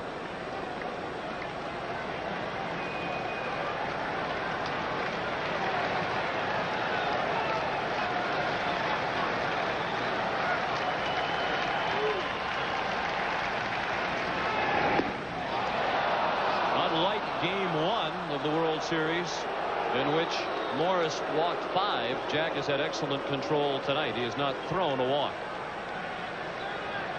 Remember the palm ball? Well, that was it. A little floater, 64 miles an hour, 9 miles over the speed limit. But not in Canada. No. That's a base hit. Otis Nixon 2 for 3 tonight.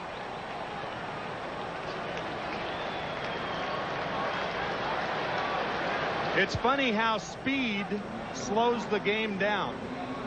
You'll see Morris throwing to first. You might see a pitch out here. There is no question that Nixon's going to be running. The question is, which pitch? Otis stole 3rd back in the first inning following his double.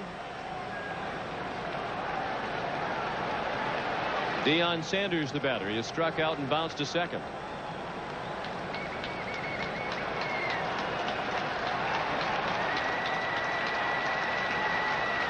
Pat Borders has also thrown out a runner tonight. He nailed Blauser trying to steal. That ended the 4th inning. But Toronto has given up 28 stolen bases in this postseason. That's a record. They've only thrown out 4 would-be base stealers. Nixon off, and the pitch gets away from Borders.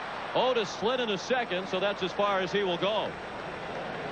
Lee went to the bag and covered as if the throw were coming. Nixon slid into second, and he has the stolen base, his 2nd of the night and 5th of the World Series. A pitcher has to give a catcher a ball about chest high right in the middle of the protector when he's pitching out. This is a pitch out, but it was a pitch up by Morris, and it got by Borders, and Nixon has his 5th stolen base of the series and 2nd of the ball game.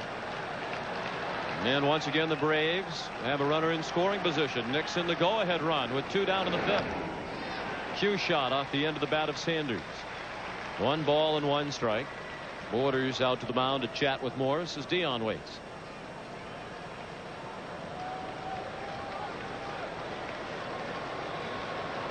The Braves now with 13 stolen bases in this World Series. The record 18 shared by the Cubs of 07 and the Pirates of 09. And that's the most in a World Series in 80+ years. The 13 posted in this one by Atlanta. And this is only game 5. Sanders to center, a hit. Charged by White. Nixon to the plate. White's throw is cut off. Olerud dropped the ball as he thought about throwing in behind Sanders. Nixon scores again. The stolen base, a big one. And the Braves reclaim the lead for the 3rd time tonight, 3-2. Morris finally gave in to Deion Sanders with a fastball, and Sanders spanks it up the middle. Nixon scoring easily. I think Devon White just wants to hit the cutoff man here, knowing full well there's no way to get Nixon. And that way Olerud can cut it off and try to throw behind Sanders at first, but he dropped the ball. And what a story Deion Sanders is in this World Series. He's now 5 for 10 with his RBI single. 1 for 3 tonight. Galen Cisco, the pitching coach at the mound, as Pat Corrales, the Atlanta first base coach, talks with Sanders. See, this is what speed on the bases does. You've got the middle infielders up there, Robbie Alomar, Manuel Lee. The catchers out there, the pitching coach, they're talking, and that's what speed does. It just absolutely confuses the defense.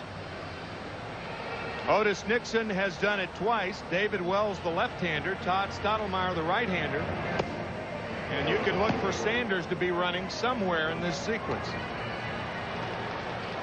And you think back to the point made by Jim Cott about the importance for Morris to hold the Braves at bay in this inning, because his teammates can sense that they are getting to John Smoltz, but he couldn't hold off the Braves. Terry Pendleton doubled a drive and a run in the first. He struck out in the third. Sanders is not running on the first pitch. That's a fair ball. Just like his double in the first inning. It's touched by a fan. And Sanders will be sent back to third. That is a tough break for the Braves, and I think Bobby Cox will argue about this. If in the judgment of the umpires they think that Deion Sanders, with that tremendous speed, can score on the ball, then an umpire can award Sanders home plate and make it a run. You don't know what the ball's going to do. Is it going to hug the wall? Is it going to hit the wall and bounce out? And I think Bobby Cox has a good argument right here. Deion Sanders looking back to see if it was fair. It was fair, and it was touched by a fan. Now, what's this ball going to do? Is it going to kick out? Is it going to hug the wall? You don't know. Tim, if Deion Sanders doesn't score on this play, there isn't a man in baseball who scores on this play. That's right. And he's off with 2 outs because it's the crack of the bat. If they're not going to allow him to score, they could never send any runner around in this situation. Deion Sanders looking back unnecessarily. Why is he looking back twice? Let the umpire be the umpire. All you should do is take off for third and pick up the third base coach. But it becomes a moot point because the umpires decided that it was going to be a double anyway. But that is a break for Toronto. You know it's going to be a double. It can do only one thing for Toronto, and that's help them. So Cito Gaston with an assist from one of the 52,000 fans in attendance. They intentionally walked David Justice to load the bases with 2 outs. And to get to the right-handed hitting Lonnie Smith. Justice hit a mammoth home run his last time up. 3-2 Atlanta. Braves led 1-0. Then it was 1-1. They led 2-1. Then it was 2-2. Now it's 3-2. Deion Sanders at third. Terry Pendleton at second. David Justice at first with 2 outs. Morris will work from the windup. Smith is 0 for 2. One of the interesting things about the Sanders looking twice at the ball, if he runs hard to third base, that could change the umpire's decision as to whether he could score or not. But he conceded that he was going to third, and when the fan touched the ball, the umpire saw where Sanders was and said he couldn't score. So the umpires were right, but Deion was wrong right there by looking twice. A ball and a strike on Smith. He has twice flied to right.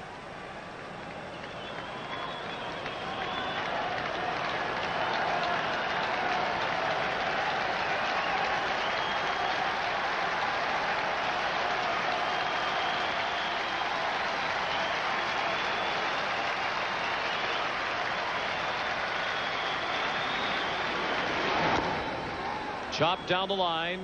Gruber. It's a foul ball. Gruber turned around to look at third base umpire Mike Riley, but between the plate and the bag, it's the call of the home plate umpire, in this instance Bob Davidson. You can see Mike Riley in your screen. See, he does not make a call until home plate umpire Bob Davidson makes a call, throwing both hands up, and then Riley makes the call. Between home plate and the third base bag, it's the home plate umpire's call, and once it's over the bag, it goes to the third base umpire.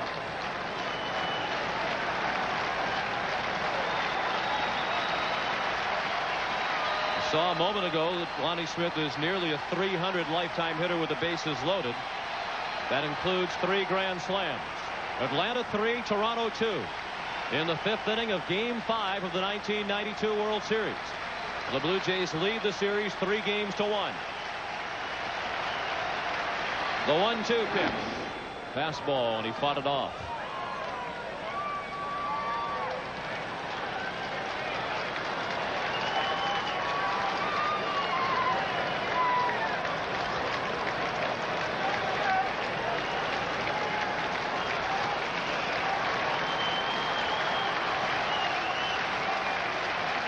And the pitches starting to add up for Jack Morris. This will be number 81. 24th of this inning.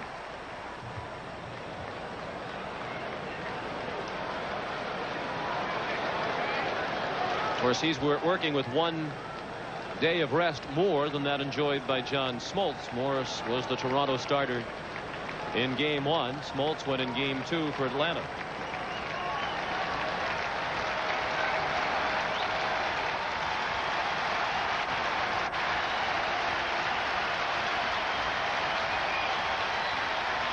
Another 1-2 pitch.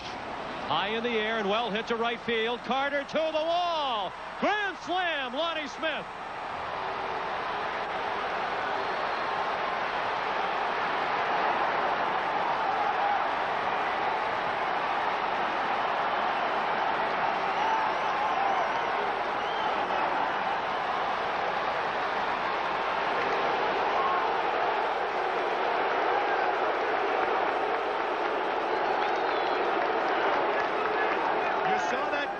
Up there, 3 grand slams for Lonnie Smith, but never had he hit one in the World Series until now. A fastball away, and he takes it away and away and away.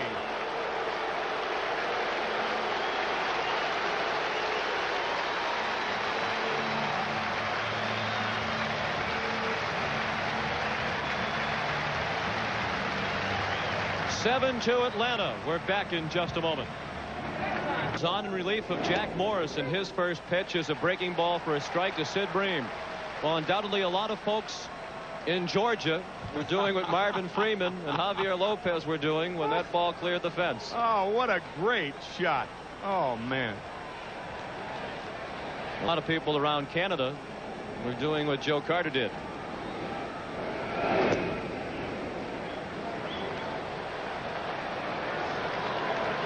Jack Morris won 21 games for Toronto in the regular season, but he has had a miserable postseason. Bream, the 8th batter of the inning, up with 2 outs and the bases now empty.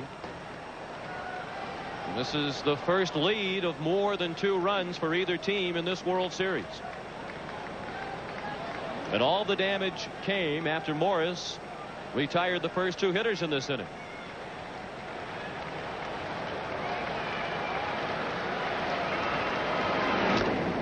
Wells, a big part of this Toronto bullpen that is unscored upon through 9 innings collectively. Bobby Cox calls Lonnie Smith the toughest, most fearless player that has ever played for him.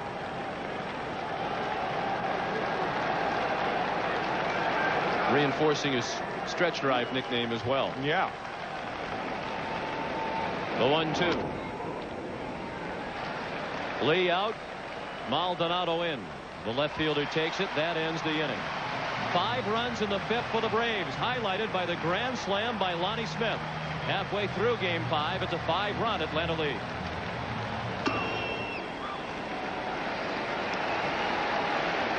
The first pitch of the bottom of the 5th.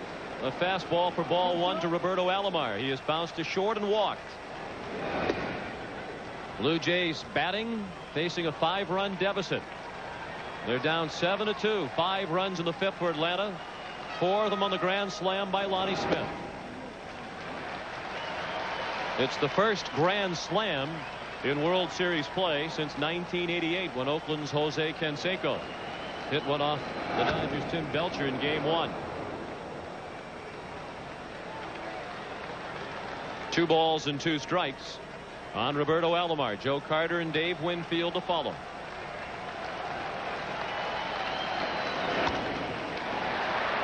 Sanders, a late start, but he's there.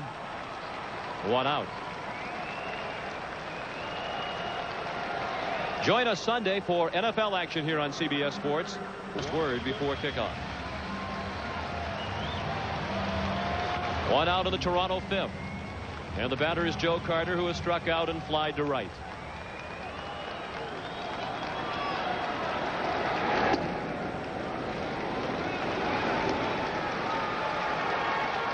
Jack Morris in 4 starts in this 1992 postseason with an earned run average now of 7.43. He has pitched 23 innings in the postseason this year and has allowed 19 runs, all earned, 7 of those tonight. 6 home runs in 23 innings allowed by Morris in the playoffs and World Series this year. And if the Braves do win, the guy sitting to the right of Jack Morris will be the starter on Saturday night against Steve Avery of the Braves. And there he is, David Cone. Carter with a high fly ball in shallow left center. Sanders and Nixon come together, and Sanders made the catch.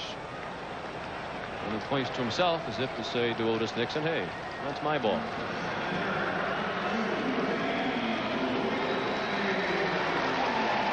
Here it is again.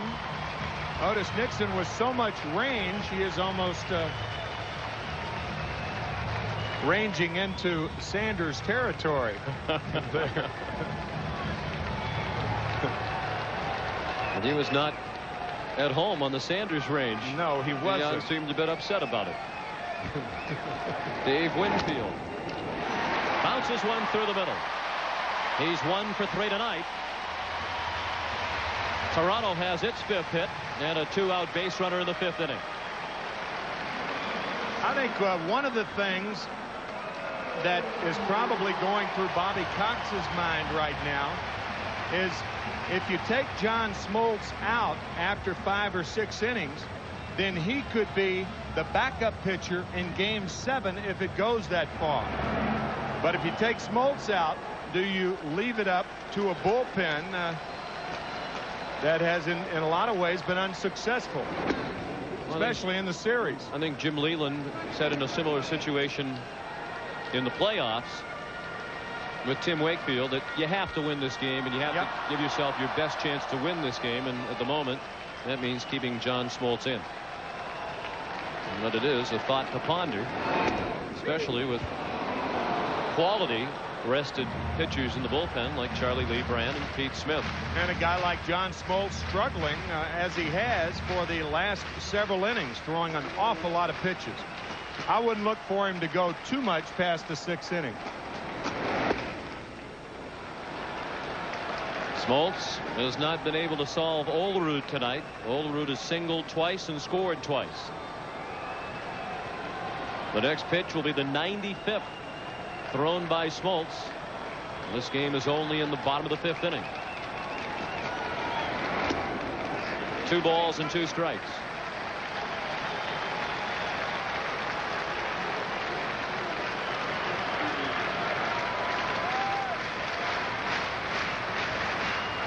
Olerud with 4 consecutive hits dating back to last night. World Series record. Billy Hatcher had 7 straight in 1990. And Thurman Munson with 6 straight in 76, and then his first at bat in 77.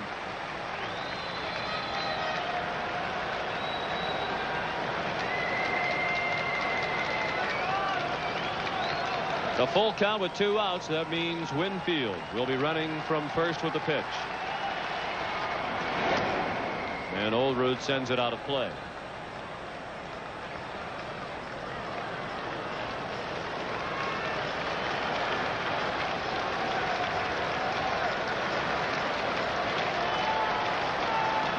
Atlanta 7, Toronto 2 in the bottom of the 5th inning in game 5.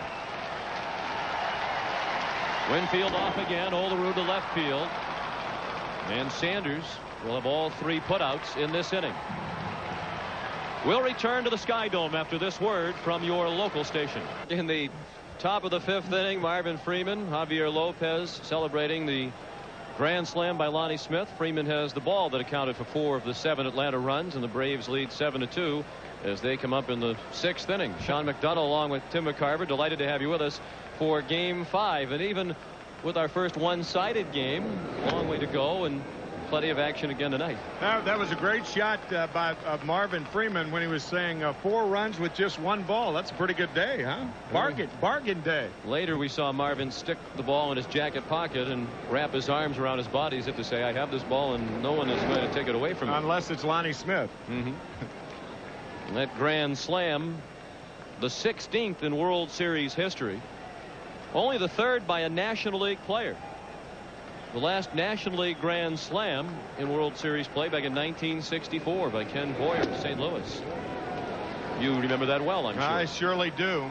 He hit it off Al Downing, an 0-2 pitch that wrapped around the foul pole at Yankee Stadium. And the Cardinals won that game 4-3. The Yankees had scored 3 runs in the top of the 1st inning. Blauser out on the pop-up and foul ground to John Olerud, 1 down in the 6th. And you know who played a big part in that game, the game in which Boyer hit the grand slam home run? 2 relievers. One, the manager of the San Francisco Giants, Roger Craig, and the other, Ron Taylor. And Ron Taylor is now the team doctor of the Toronto Blue Jays. How about that? That's something, isn't it? Damon Berryhill was popped out in foul ground and struck out. He's facing reliever David Wells, who came on to get the final out of the 5th inning. Ron Taylor, who is the physician of the Blue Jays, also starred in the 1969 World Series victory by the New York Mets.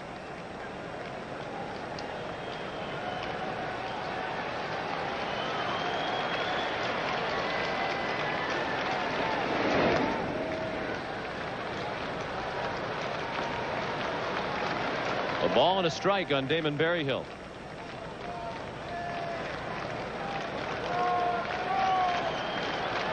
Ron Taylor, a native Canadian. Berryhill with a pop-up. That will find the seats. And for the first time in the 3 games played here at the Sky Dome, it is quiet. These people arrived here tonight hoping to see the Toronto Blue Jays wrap up their first ever World Series championship with a win in their home ballpark. There's still a chance for that, but they'll have a lot of work to do over the final innings as Atlanta leads 7-2 with 1 out and the bases empty in the 6th. And the reality of the current situation certainly on the mind of that young fan.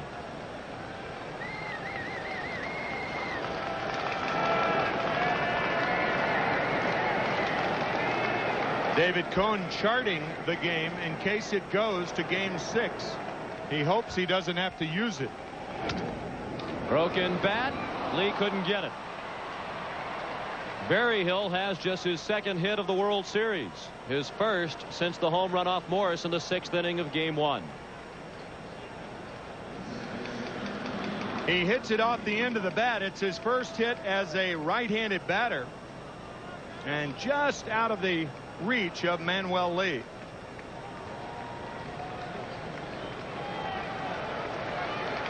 John Olerud holding Berryhill on at first. Berryhill, a very slow runner. Lemke with the penchant of hitting the ball the other way. I wouldn't hold him on here.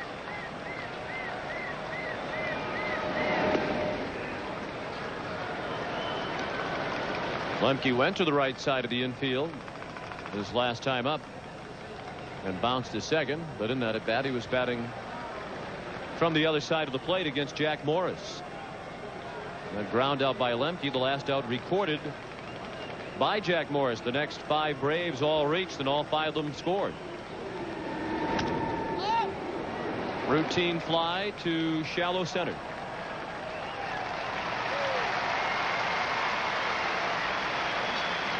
Two away in the 6th inning. And friends, we remind you that this copyrighted telecast is presented by authority of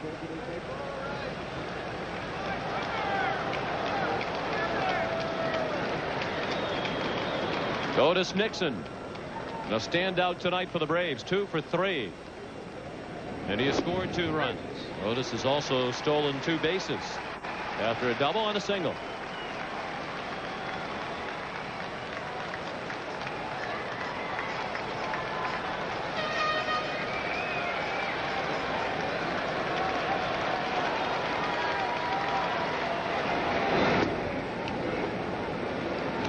One ball and 1 strike.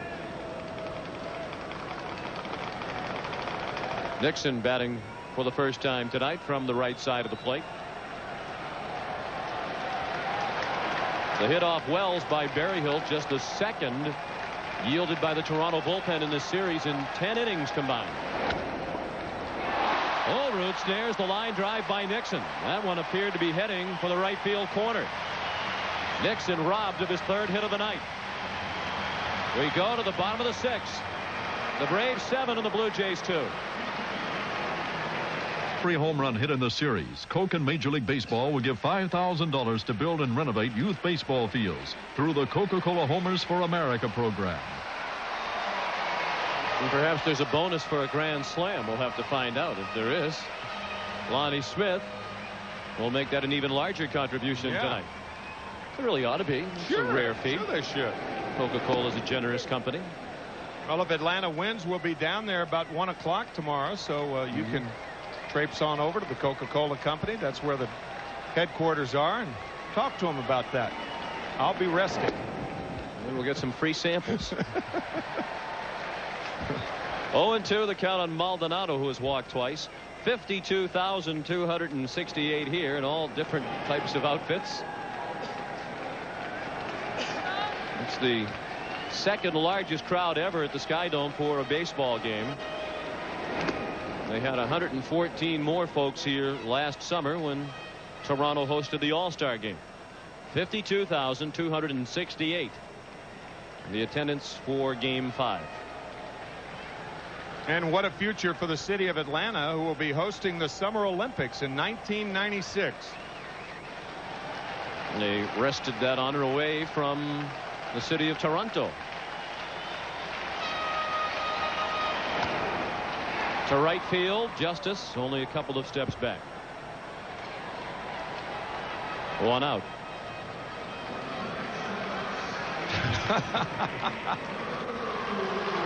We've seen Coneheads, but we don't know what we'd call him.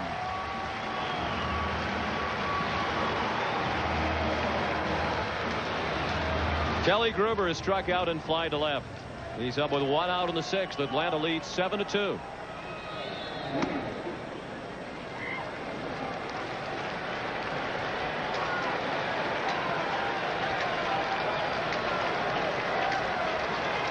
Gruber at the plate, Borders on deck. Excellent pitch by Smoltz outside part of the plate at the knees.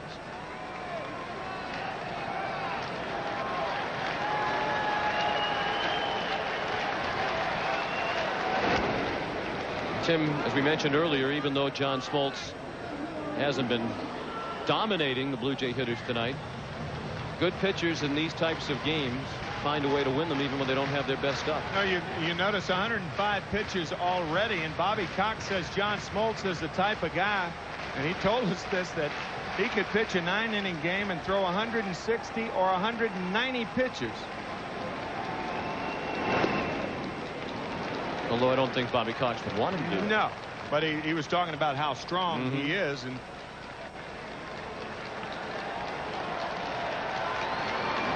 2-2 pitch.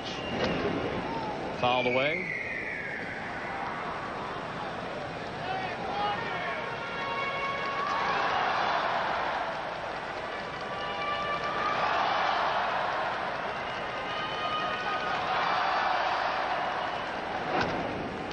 Well hit to center. Nixon on the run. Nixon on the warning track makes the catch. Makes it look easy, doesn't he? Both he and Devon White, you just have to marvel at both center fielders. White with that spectacular catch the other night. Both play very shallow. Both go back on balls extremely well. A lot of center fielders would make a difficult play out of that ball hit by Kelly Gruber, but what a great jump by Nixon. And Pat Borders will be retired for the first time tonight. Blauser throws him out. Smoltz works a 1-2-3-6. And we go to the 7th with the Braves leading 7-2. Midland High School baseball team in Midland, Texas from 1985 has provided this World Series with 2 players. Mike Stanton, the Braves reliever, a member of that Midland High team, as was Mike Timlin, a right-hander for the Toronto Blue Jays, who was on to make his first ever World Series appearance. 2 games in the American League Championship Series. And David Wells working 1 1/3 innings of scoreless ball. Mike Timlin's first appearance, and what a thrill it must be for him. Heavy sinker baller. And he's a hard thrower, although he has been bothered by arm trouble. Greeted by Deion Sanders in the top of the 7th, with Atlanta leading 7-2. The Braves needing a win to keep this World Series alive and force a Game 6 back in Atlanta on Saturday. Sanders drove in the first run of the 5-run 5th with a single to center field. He's now 5 for 10 in the World Series. He scored on the grand slam by Lonnie Smith that broke the ball game wide open.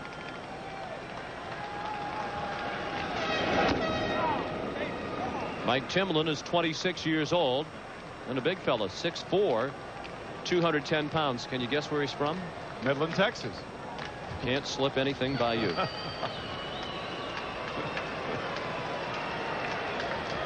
He was talking about Mike Stanton and saying that Mike was a highly recruited football player. Mike Timlin did not play football, but obviously both played baseball and represented here in the World Series. Sanders to center. White the catch. White covers a lot of ground, as you mentioned, as does Otis Nixon. Otis mentioned that White, Nixon, and Ricky Sanders all competed in a fastest man competition out in Hawaii. They raced at 3 different distances, and Devon White won all 3.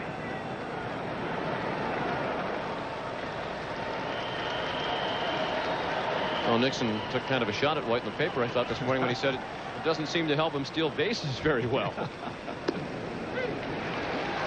Timlin in with strike 1 to Pendleton as Timlin's former high school teammate Mike Stanton looks on.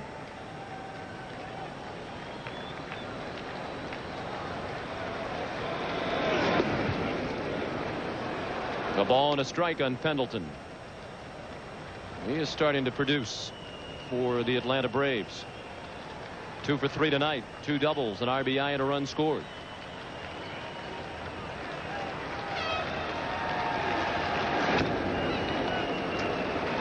That's a fair ball. Pendleton tagged out. Terry didn't bother to run, hoping that home plate umpire Bob Davidson would think the ball got a piece of Pendleton and therefore was a foul ball, but Davidson wasn't going for it. I think that's exactly what he was thinking. This ball looks like it hit about 6 inches fair. It stays fair, and Terry figures that, well, if I don't try to run, maybe he'll think it hit my foot. Fish ain't biting.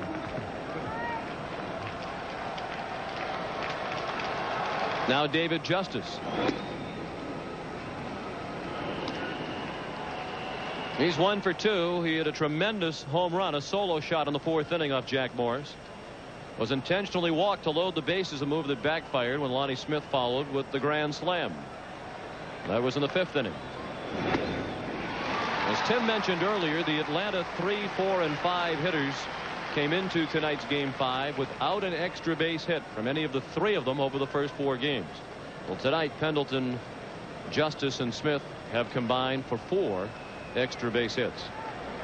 2 doubles by Pendleton, the Justice homer, and the Smith grand slam. Alomar throws Justice out. Timlin works a 1-2-3-7. Stretch time at the Sky Dome. 7-2 Atlanta. Inning in this series to date, the 5-run Atlanta 5th. The difference in this ball game as we go to the bottom of the 7th. The Braves leading 7-2. John Smoltz has gone all the way for Atlanta. He's retired the last 4 Blue Jay hitters in a row. Manuel Lee starts the Toronto 7th by taking a ball high and away. He is 0 for 2 tonight, and now 1 for 14 in the World Series. Lee, then the top of the order, White and Alomar. That's low, 2-0. Mike Stanton from Midland, Texas. And Pete Smith of Burlington, Massachusetts, warming up in the bullpen. See how retentive I am?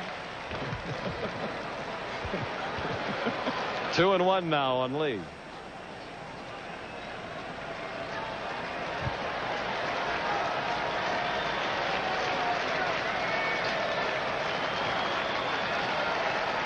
Smoltz worked a 1-2-3 6th inning. It was just his second 1-2-3 inning of the night, and the other one was way back in the first.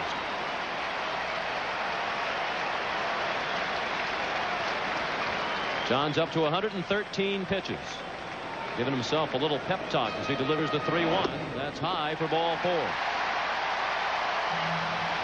Once again, here's Jim Kaat. Well, Tim, you remember when we played in the National League without the designated hitter, how managers would love number 8 hitters that would get 2-out hits to get the pitcher to the plate and get him out of the way. Now, when you look at this game, 7 runs, 10 hits for the Braves, I think of a 2-out hit, and I don't know that there's a bigger 2-out hit in this game than Otis Nixon. It gave John Smoltz just the breather that he needed. These last 2 innings, it's been like he's 20 pounds lighter. And then Nixon stole second. Sanders drove him in. Pendleton doubled, and after the intentional walk, Lonnie Smith put some icing on the cake that could send Atlanta into Game 6 on Saturday with a grand slam home run, and that looks like it's going to be all for John Smoltz as Bobby Cox visits. Well, he may ask him how he feels. Nope, he's going to make a move. He's going to go to the left-hander Mike Stanton.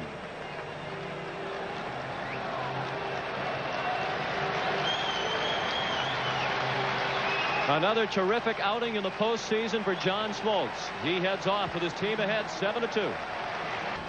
John Smoltz trying to boost his postseason record to 5-0 if the Braves can hang on and win this one. So now we have 2 pitchers from the 1985 Midland, Texas high school baseball team in this game at the same time. Tim Lin, the active pitcher of the moment for Toronto, and Mike Stanton has come on for Atlanta. Stanton has just been brilliant in his 2 World Series. With runners in scoring position, he has retired 17 consecutive batters over a 2-year period, and that is a record. And that has left us wondering occasionally in this series why he hasn't been the man in there in some of the key spots for the Atlanta bullpen. Should say that's a record for a relief pitcher. The all-time record held by Allie Reynolds. 22 guys retired with runners in scoring position over a 2-year period in the early 50s. Blue Jay fans trying to help their team back into the ball game. They're down by 5 and have the lead man on in the 7th inning. Devon White at the plate, 0 for 3 tonight.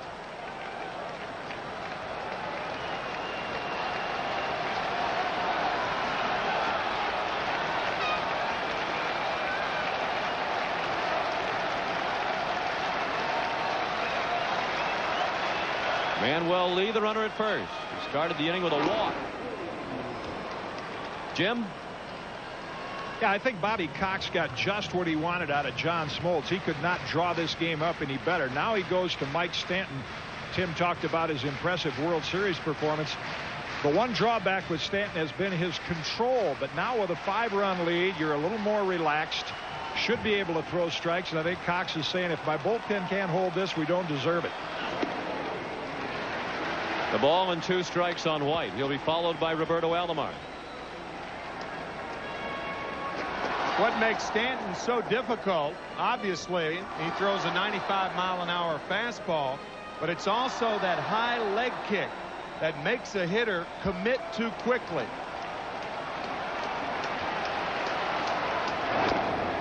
Chop to third. Pendleton gets Lee. Lemke couldn't turn the double play.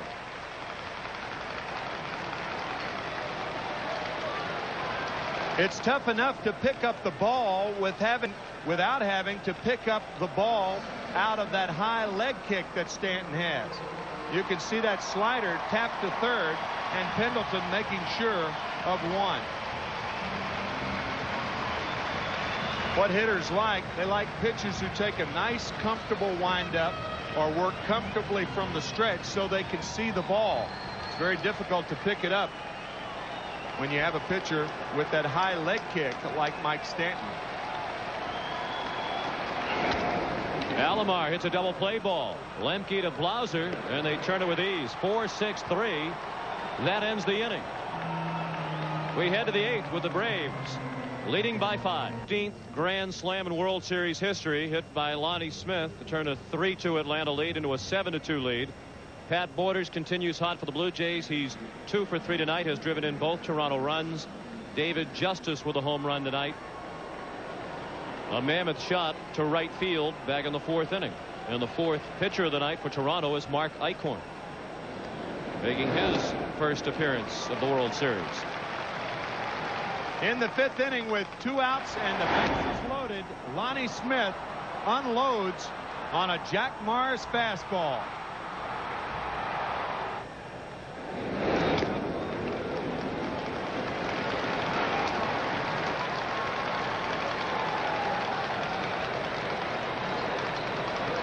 And that's where it landed. They're still happy.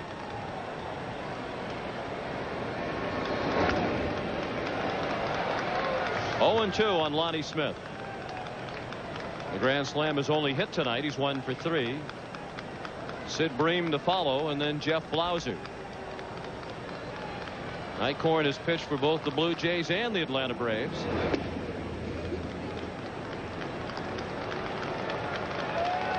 Big reason why the Braves were behind in the series 3-1, are behind 3 games to 1. The lack of production from the heart of the order, but not tonight. 4 extra base hits from that trio. And they have driven in 6 of the 7 runs scored by Atlanta. Smith beginning the 8th with the Braves leading 7-2. Mike Timlin worked a 1-2-3 inning in the 7th, his only inning tonight. The Toronto bullpen is still unscored upon now in 11 1/3 innings. And over that time, they've allowed a combined total of only 2 hits.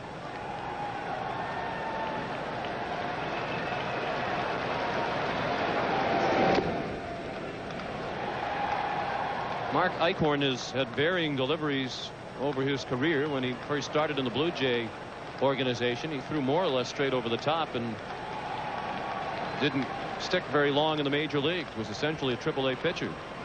So he went to what was a submarine delivery, and now he's sort of come back somewhere in between. Very deceptive. We mentioned Mike Stanton's high leg kick.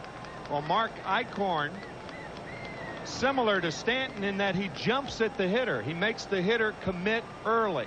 Stu Miller used to do that with a little head jerk. See that way that Eichhorn comes off the mound. Anything that you can do to make a hitter commit too early is in favor of the pitcher, because the 2 elements of good hitting is to wait and to have quick hands. Another 2-2 pitch, and finally Eichhorn wins the battle, striking out Lonnie Smith for the first out of the 8th inning. The Atlanta Braves trying to become the 6th team in World Series history to come back from a 3 games to 1 deficit and win the best of 7 series. The last to do it, Kansas City against St. Louis in 1985. Lonnie Smith, a member of that team. The Milwaukee Braves did it against the New York Yankees in 1957. That was the year that Lou Burdette won 3 games. I beg your pardon, the Yankees did it the next year against the Braves, but Lou Burdette did win 3 games in 1957. Bream, it's slicing away from White, but he's there with his speed to get it. Bream is 0 for 4 on 4 fly balls to the outfield. 2 down in the 8th, 7-2 Atlanta.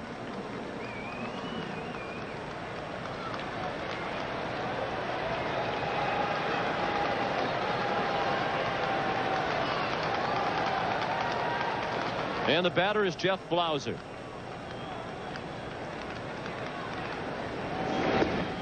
Eichhorn's first pitch, a strike. Blauser 1 for 3, a single in the 4th inning. It's just his 2nd hit of the World Series.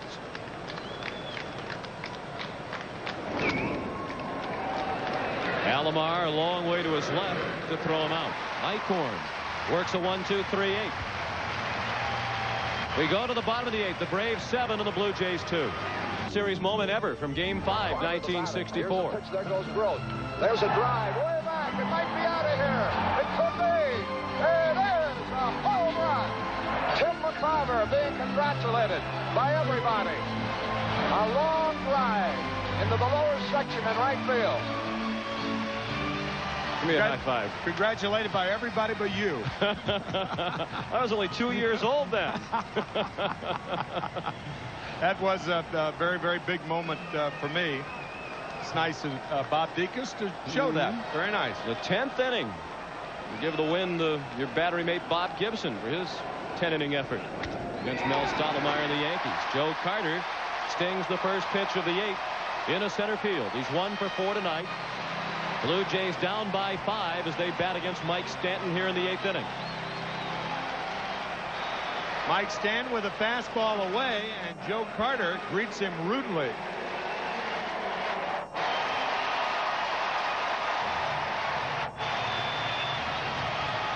Braves looking for more defense with a 5-run lead. They've inserted Rafael Belliard at shortstop. Jeff Blauser is out of the ball game. Dave Winfield is at the plate, 1 for 3, a single to center his last time up. John Olerud to follow.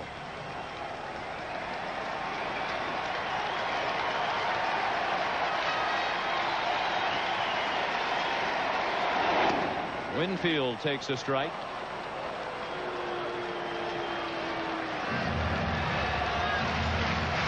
Carter's hit the first off Stanton, the 6th of the night for Toronto.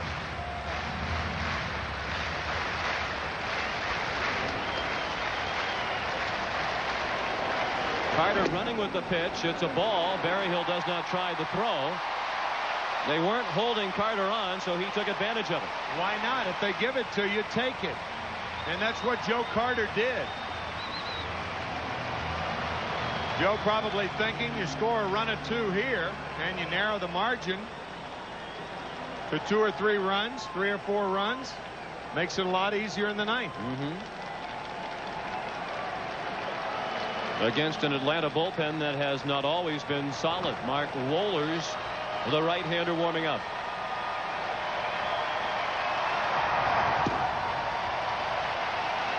One and one on Winfield. Carter at second with nobody out. Big swing and a foul out of play.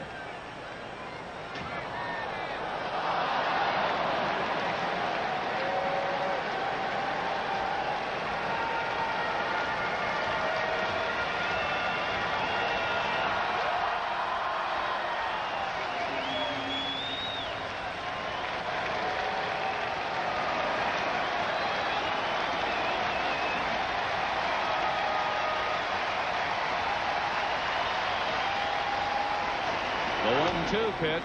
Winfield fought it off. He had a big hole on the right side of the infield as Mark Lemke had moved to the second base bag, hoping for a throw from Stanton. Stanton looked at him but went to the plate nonetheless, with Lemke standing right on top of second base.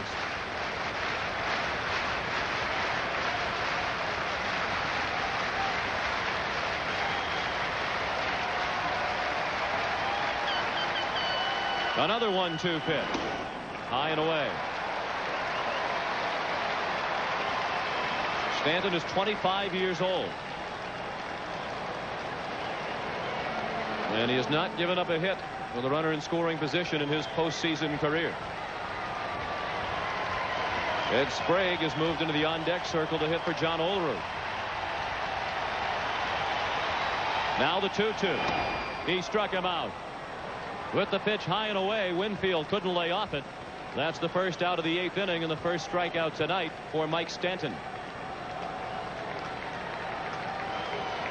Ball clearly out of the strike zone, but with 2 strikes, Winfield swinging futilely.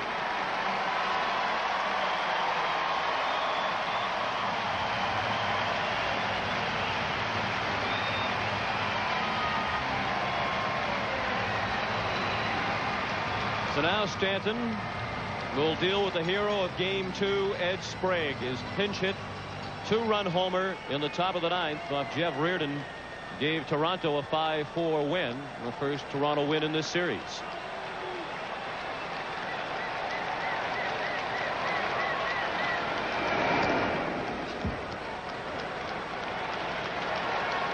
Game 2 off Jeff Reardon on the first pitch.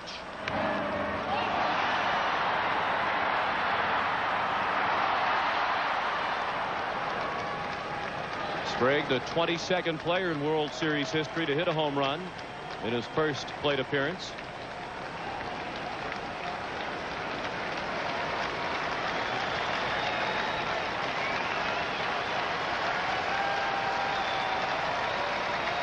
The 0-1 pitch with Carter running. Joe says, you let me steal second. Now I'll try to take third if you're not going to pay attention to me. There's a big difference, however, with the first baseman playing behind you and you trying to steal third. You better make sure you make it, because if you don't, it's a terrible play. Joe thought he had a terrific jump there, and I guess he did, but if he gets thrown out there, he looks awfully bad.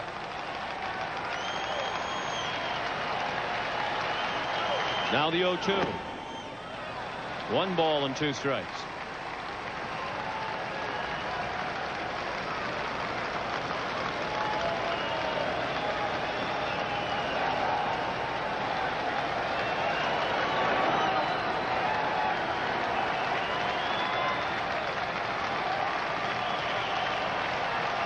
Seven to 2 Atlanta in the bottom of the 8th. Sprague with a high fly ball to right. Justice drifts back, and just in front of the track he makes the catch. Carter heading for third. Justice with a good throw, but it's just a bit late. 2 down and a runner at third in the 8th inning. If Atlanta wins tonight, we hope you'll join us Saturday night for Game 6 of the World Series. 8:30 Eastern time, our air time. David Cone would be the pitcher for Toronto, while Steve Avery would go for Atlanta. Again, our CBS Sports coverage of Game 6, if necessary, begins at 8:30 Eastern time.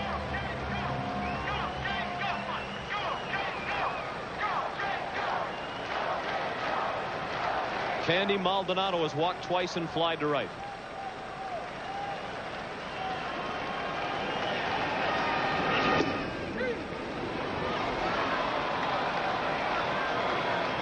One strike on Maldonado. Like Dave Winfield, the Toronto Blue Jays have to offer Candy Maldonado salary arbitration within 2 days after the end of the World Series, where he becomes a free agent. Very late on the fastball was Maldonado. It's 0-2. That'll be a tough decision for Toronto. They have a bunch of free agents. Their payroll already very high. And they're going to have to spend some money if they're going to keep Winfield and Carter and Manuel Lee. You spend big money to keep Maldonado around when you have Derek Bell waiting to find a place to play. You also have Jimmy Key and David Cone to consider. Tom Henke, another Blue Jay free agent in the offseason. Jimmy Key said that's what made last night's performance that much more special for him. He realized as he was coming off the mound to that Thunder standing ovation that might well have been his last performance in a Toronto uniform. Been a member of the Blue Jays since 1984. Last night was certainly his proudest moment. Chopped off the plate. Pendleton looked like he had trouble finding it. Perhaps he lost it in the lights that are low here at the Sky Dome. The Blue Jays threaten but do not score, and as we go to the 9th, Atlanta continues to enjoy a 5-run lead. Still a 5-run lead for the Atlanta Braves as we go to the 9th inning in Game 5 of the 1992 World Series. A couple of changes for Toronto. Ed Sprague remains in the ball game. He's the first baseman, having hit for John Olerud in the bottom of the 8th. And the new pitcher for the Blue Jays, the 5th Toronto hurler of the night, is Todd Stottlemyre. The Toronto Blue Jays bullpen has just been almost perfect. They have worked 12 1/3 innings in this World Series. They've given up no runs and 2 hits in 12 1/3 innings. And Stottlemyre has been a part of that. And not many remain in the bullpen. Tom Henke and Dwayne Ward, the two big guns out of that bullpen. Not needed at the moment with their team down by 5. Ward with 2 wins in this series and Henke with 2 saves. Stottlemyre greeted by Damon Berryhill, who's 1 for 3, a single to center in the 6th inning.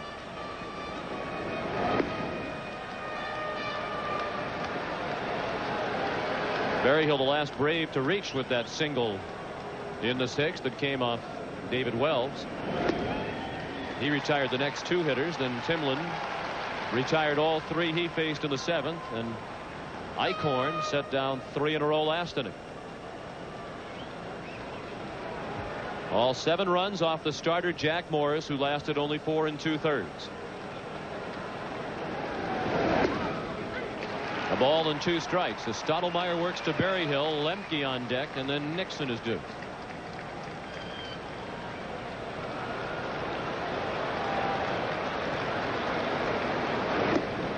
Two and 2. In the bottom of the 9th, the Blue Jays have the bottom third of their order due up. Kelly Gruber, Pat Borders, and Manuel Lee.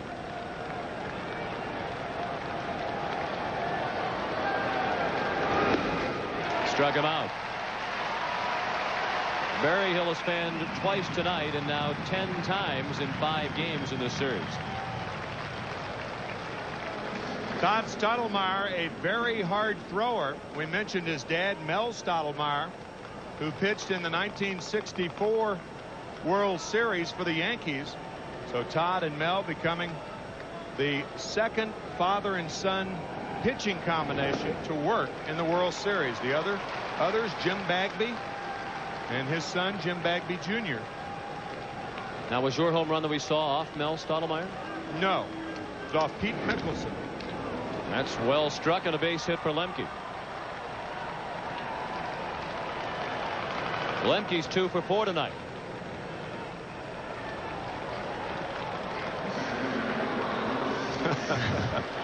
Made a loud noise off the bat of Lemke, but not loud enough.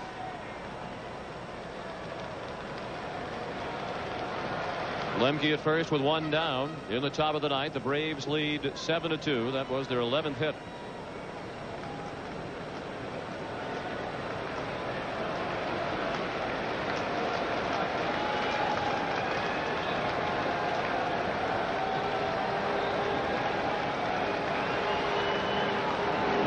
Otis Nixon hit the ball crisply tonight. He's 2 for 4 with a double and a single. He has stolen 2 bases and scored 2 runs, and last time up he had a bullet down to first that John Olerud snared along the line.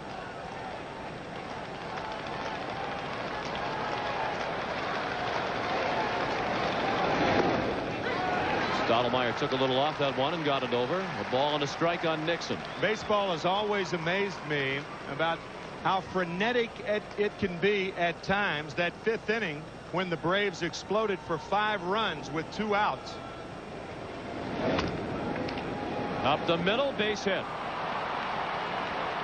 And the last 3 innings, very calm, back to a rhythmic pace.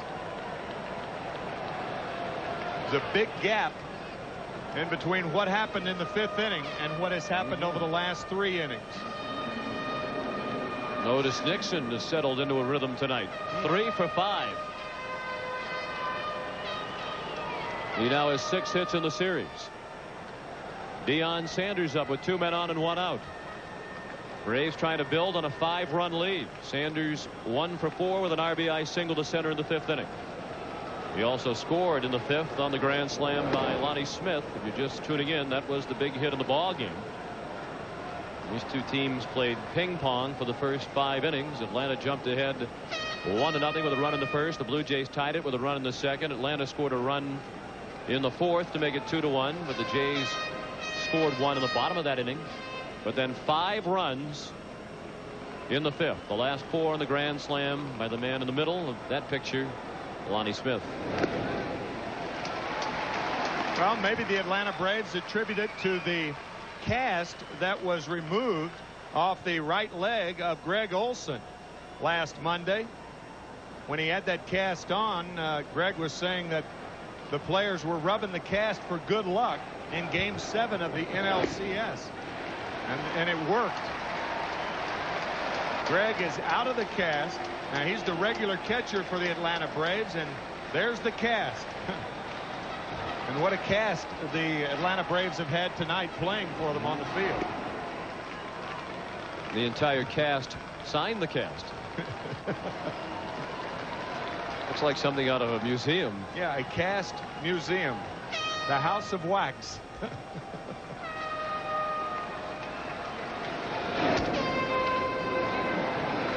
Sanders with a shallow fly to center. White couldn't get it.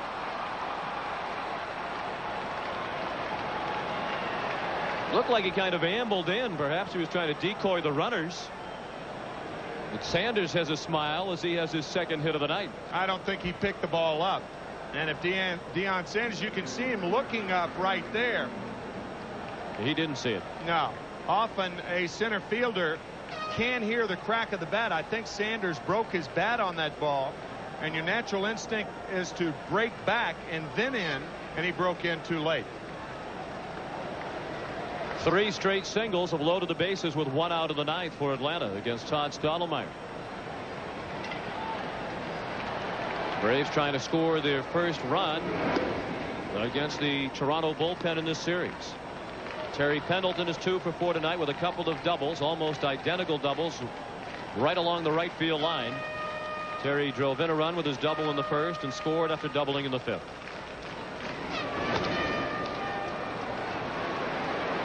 Maldonado with Lemke tagging. Lemke will try it. Maldonado's throw to Borders on the fly, and Lemke is out. Great throw by Candy Maldonado all the way to the plate in the air, and Borders was waiting for Mark Lemke. This is the 3rd assist for Candy Maldonado in postseason play. Fine throw to nail Lemke. We head to the bottom of the 9th. The Braves still up by 5. The Blue Jays are to win their first World Championship on their home turf tonight. They'll need to match that 5 spot put on the board by Atlanta in the 5th inning. They need 5 to tie and 6 to win in the bottom of the 9th against Mike Stanton. Kelly Gruber leads off 1-0 the count. 2-0 the count. Here was that tag play to end the top of the 9th inning. Sometimes catchers have to make that slap tag with the ball in the glove. The catcher's not designed to make that play, but that was his only choice. Stanton throwing hard, perhaps too hard. You saw Berryhill gesturing to him to calm down a bit. 3-0 the count on Gruber. Borders on deck, and then Manuel Lee is scheduled. Strike over the inside part of the plate.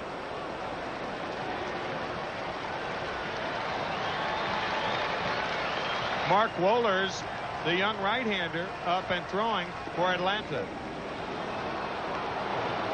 And Stanton has battled back to a full count. He's pitched 2 innings of scoreless relief.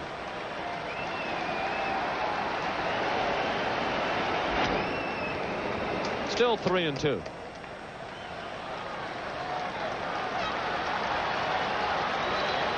Gruber now 1 for 14 in the series. Bobby Cox's Chargers 3 outs away from forcing Game 6.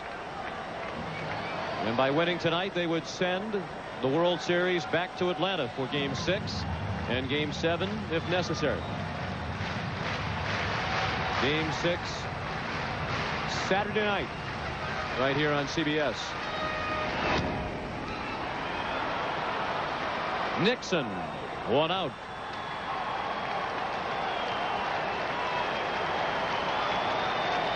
If these two teams do meet on Saturday, it'll be Steve Avery, the left-hander, who started Game 3 and went 7 1/3 innings and pitched well against David Cone, the right-hander, who went 4 1/3 innings in Game 2 and pitched poorly.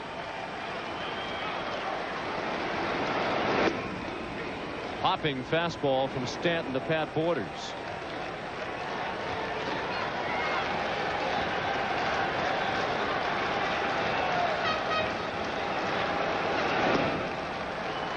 Both Cone and Avery have been erratic. They're really capable of a dominating performance, and they're both capable of the kind of struggle that Cone endured earlier in this World Series.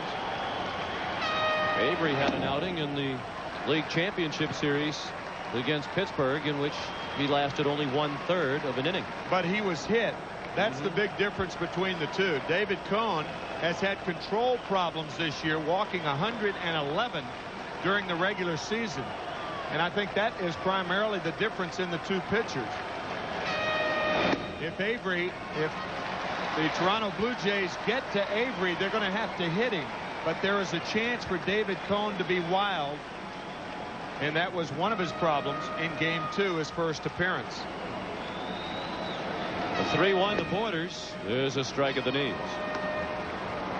But you're right, either pitcher could be dominating. And that's one of the appealing elements of this series. You could say that just about every night. That's right. With the starting pitchers that these two teams throw out there.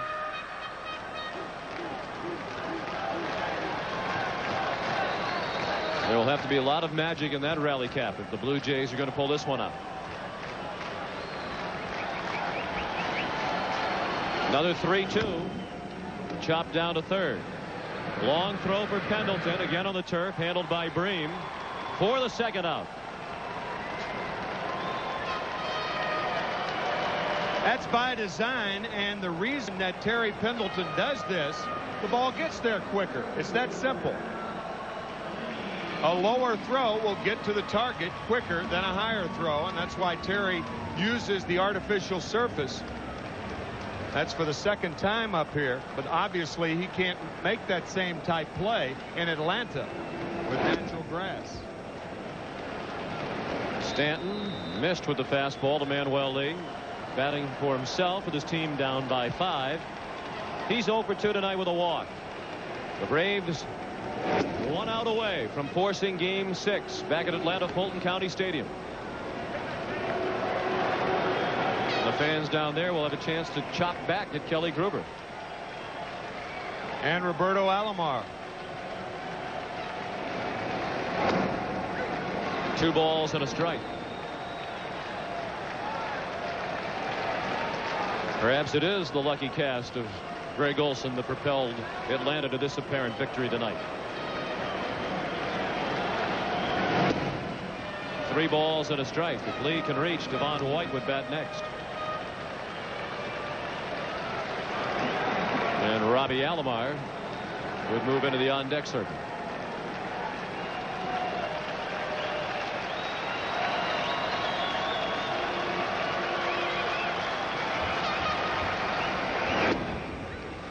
Full count now. The Blue Jays down to their final strike in Game 5. And if this score stands, John Smoltz would be the winning pitcher. And he'd be 5-0 in his career in postseason play. Only Lefty Gomez, among all pitchers in history, would have a better lifetime postseason record. And that's the case as Sid Bream makes the catch. Mike Stanton and the Atlanta Braves will head home for Game 6.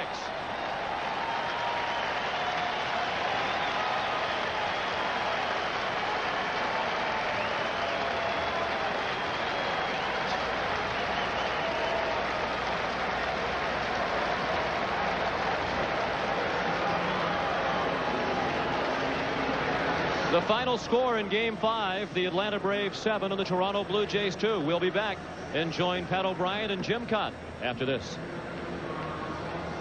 And so Atlanta wins on the road after 6 consecutive World Series losses on the road. They break through and beat the Blue Jays 7-2, the largest amount of victory in this year's World Series. And so we go to Game 6. The Chevrolet player of the game is, guess who?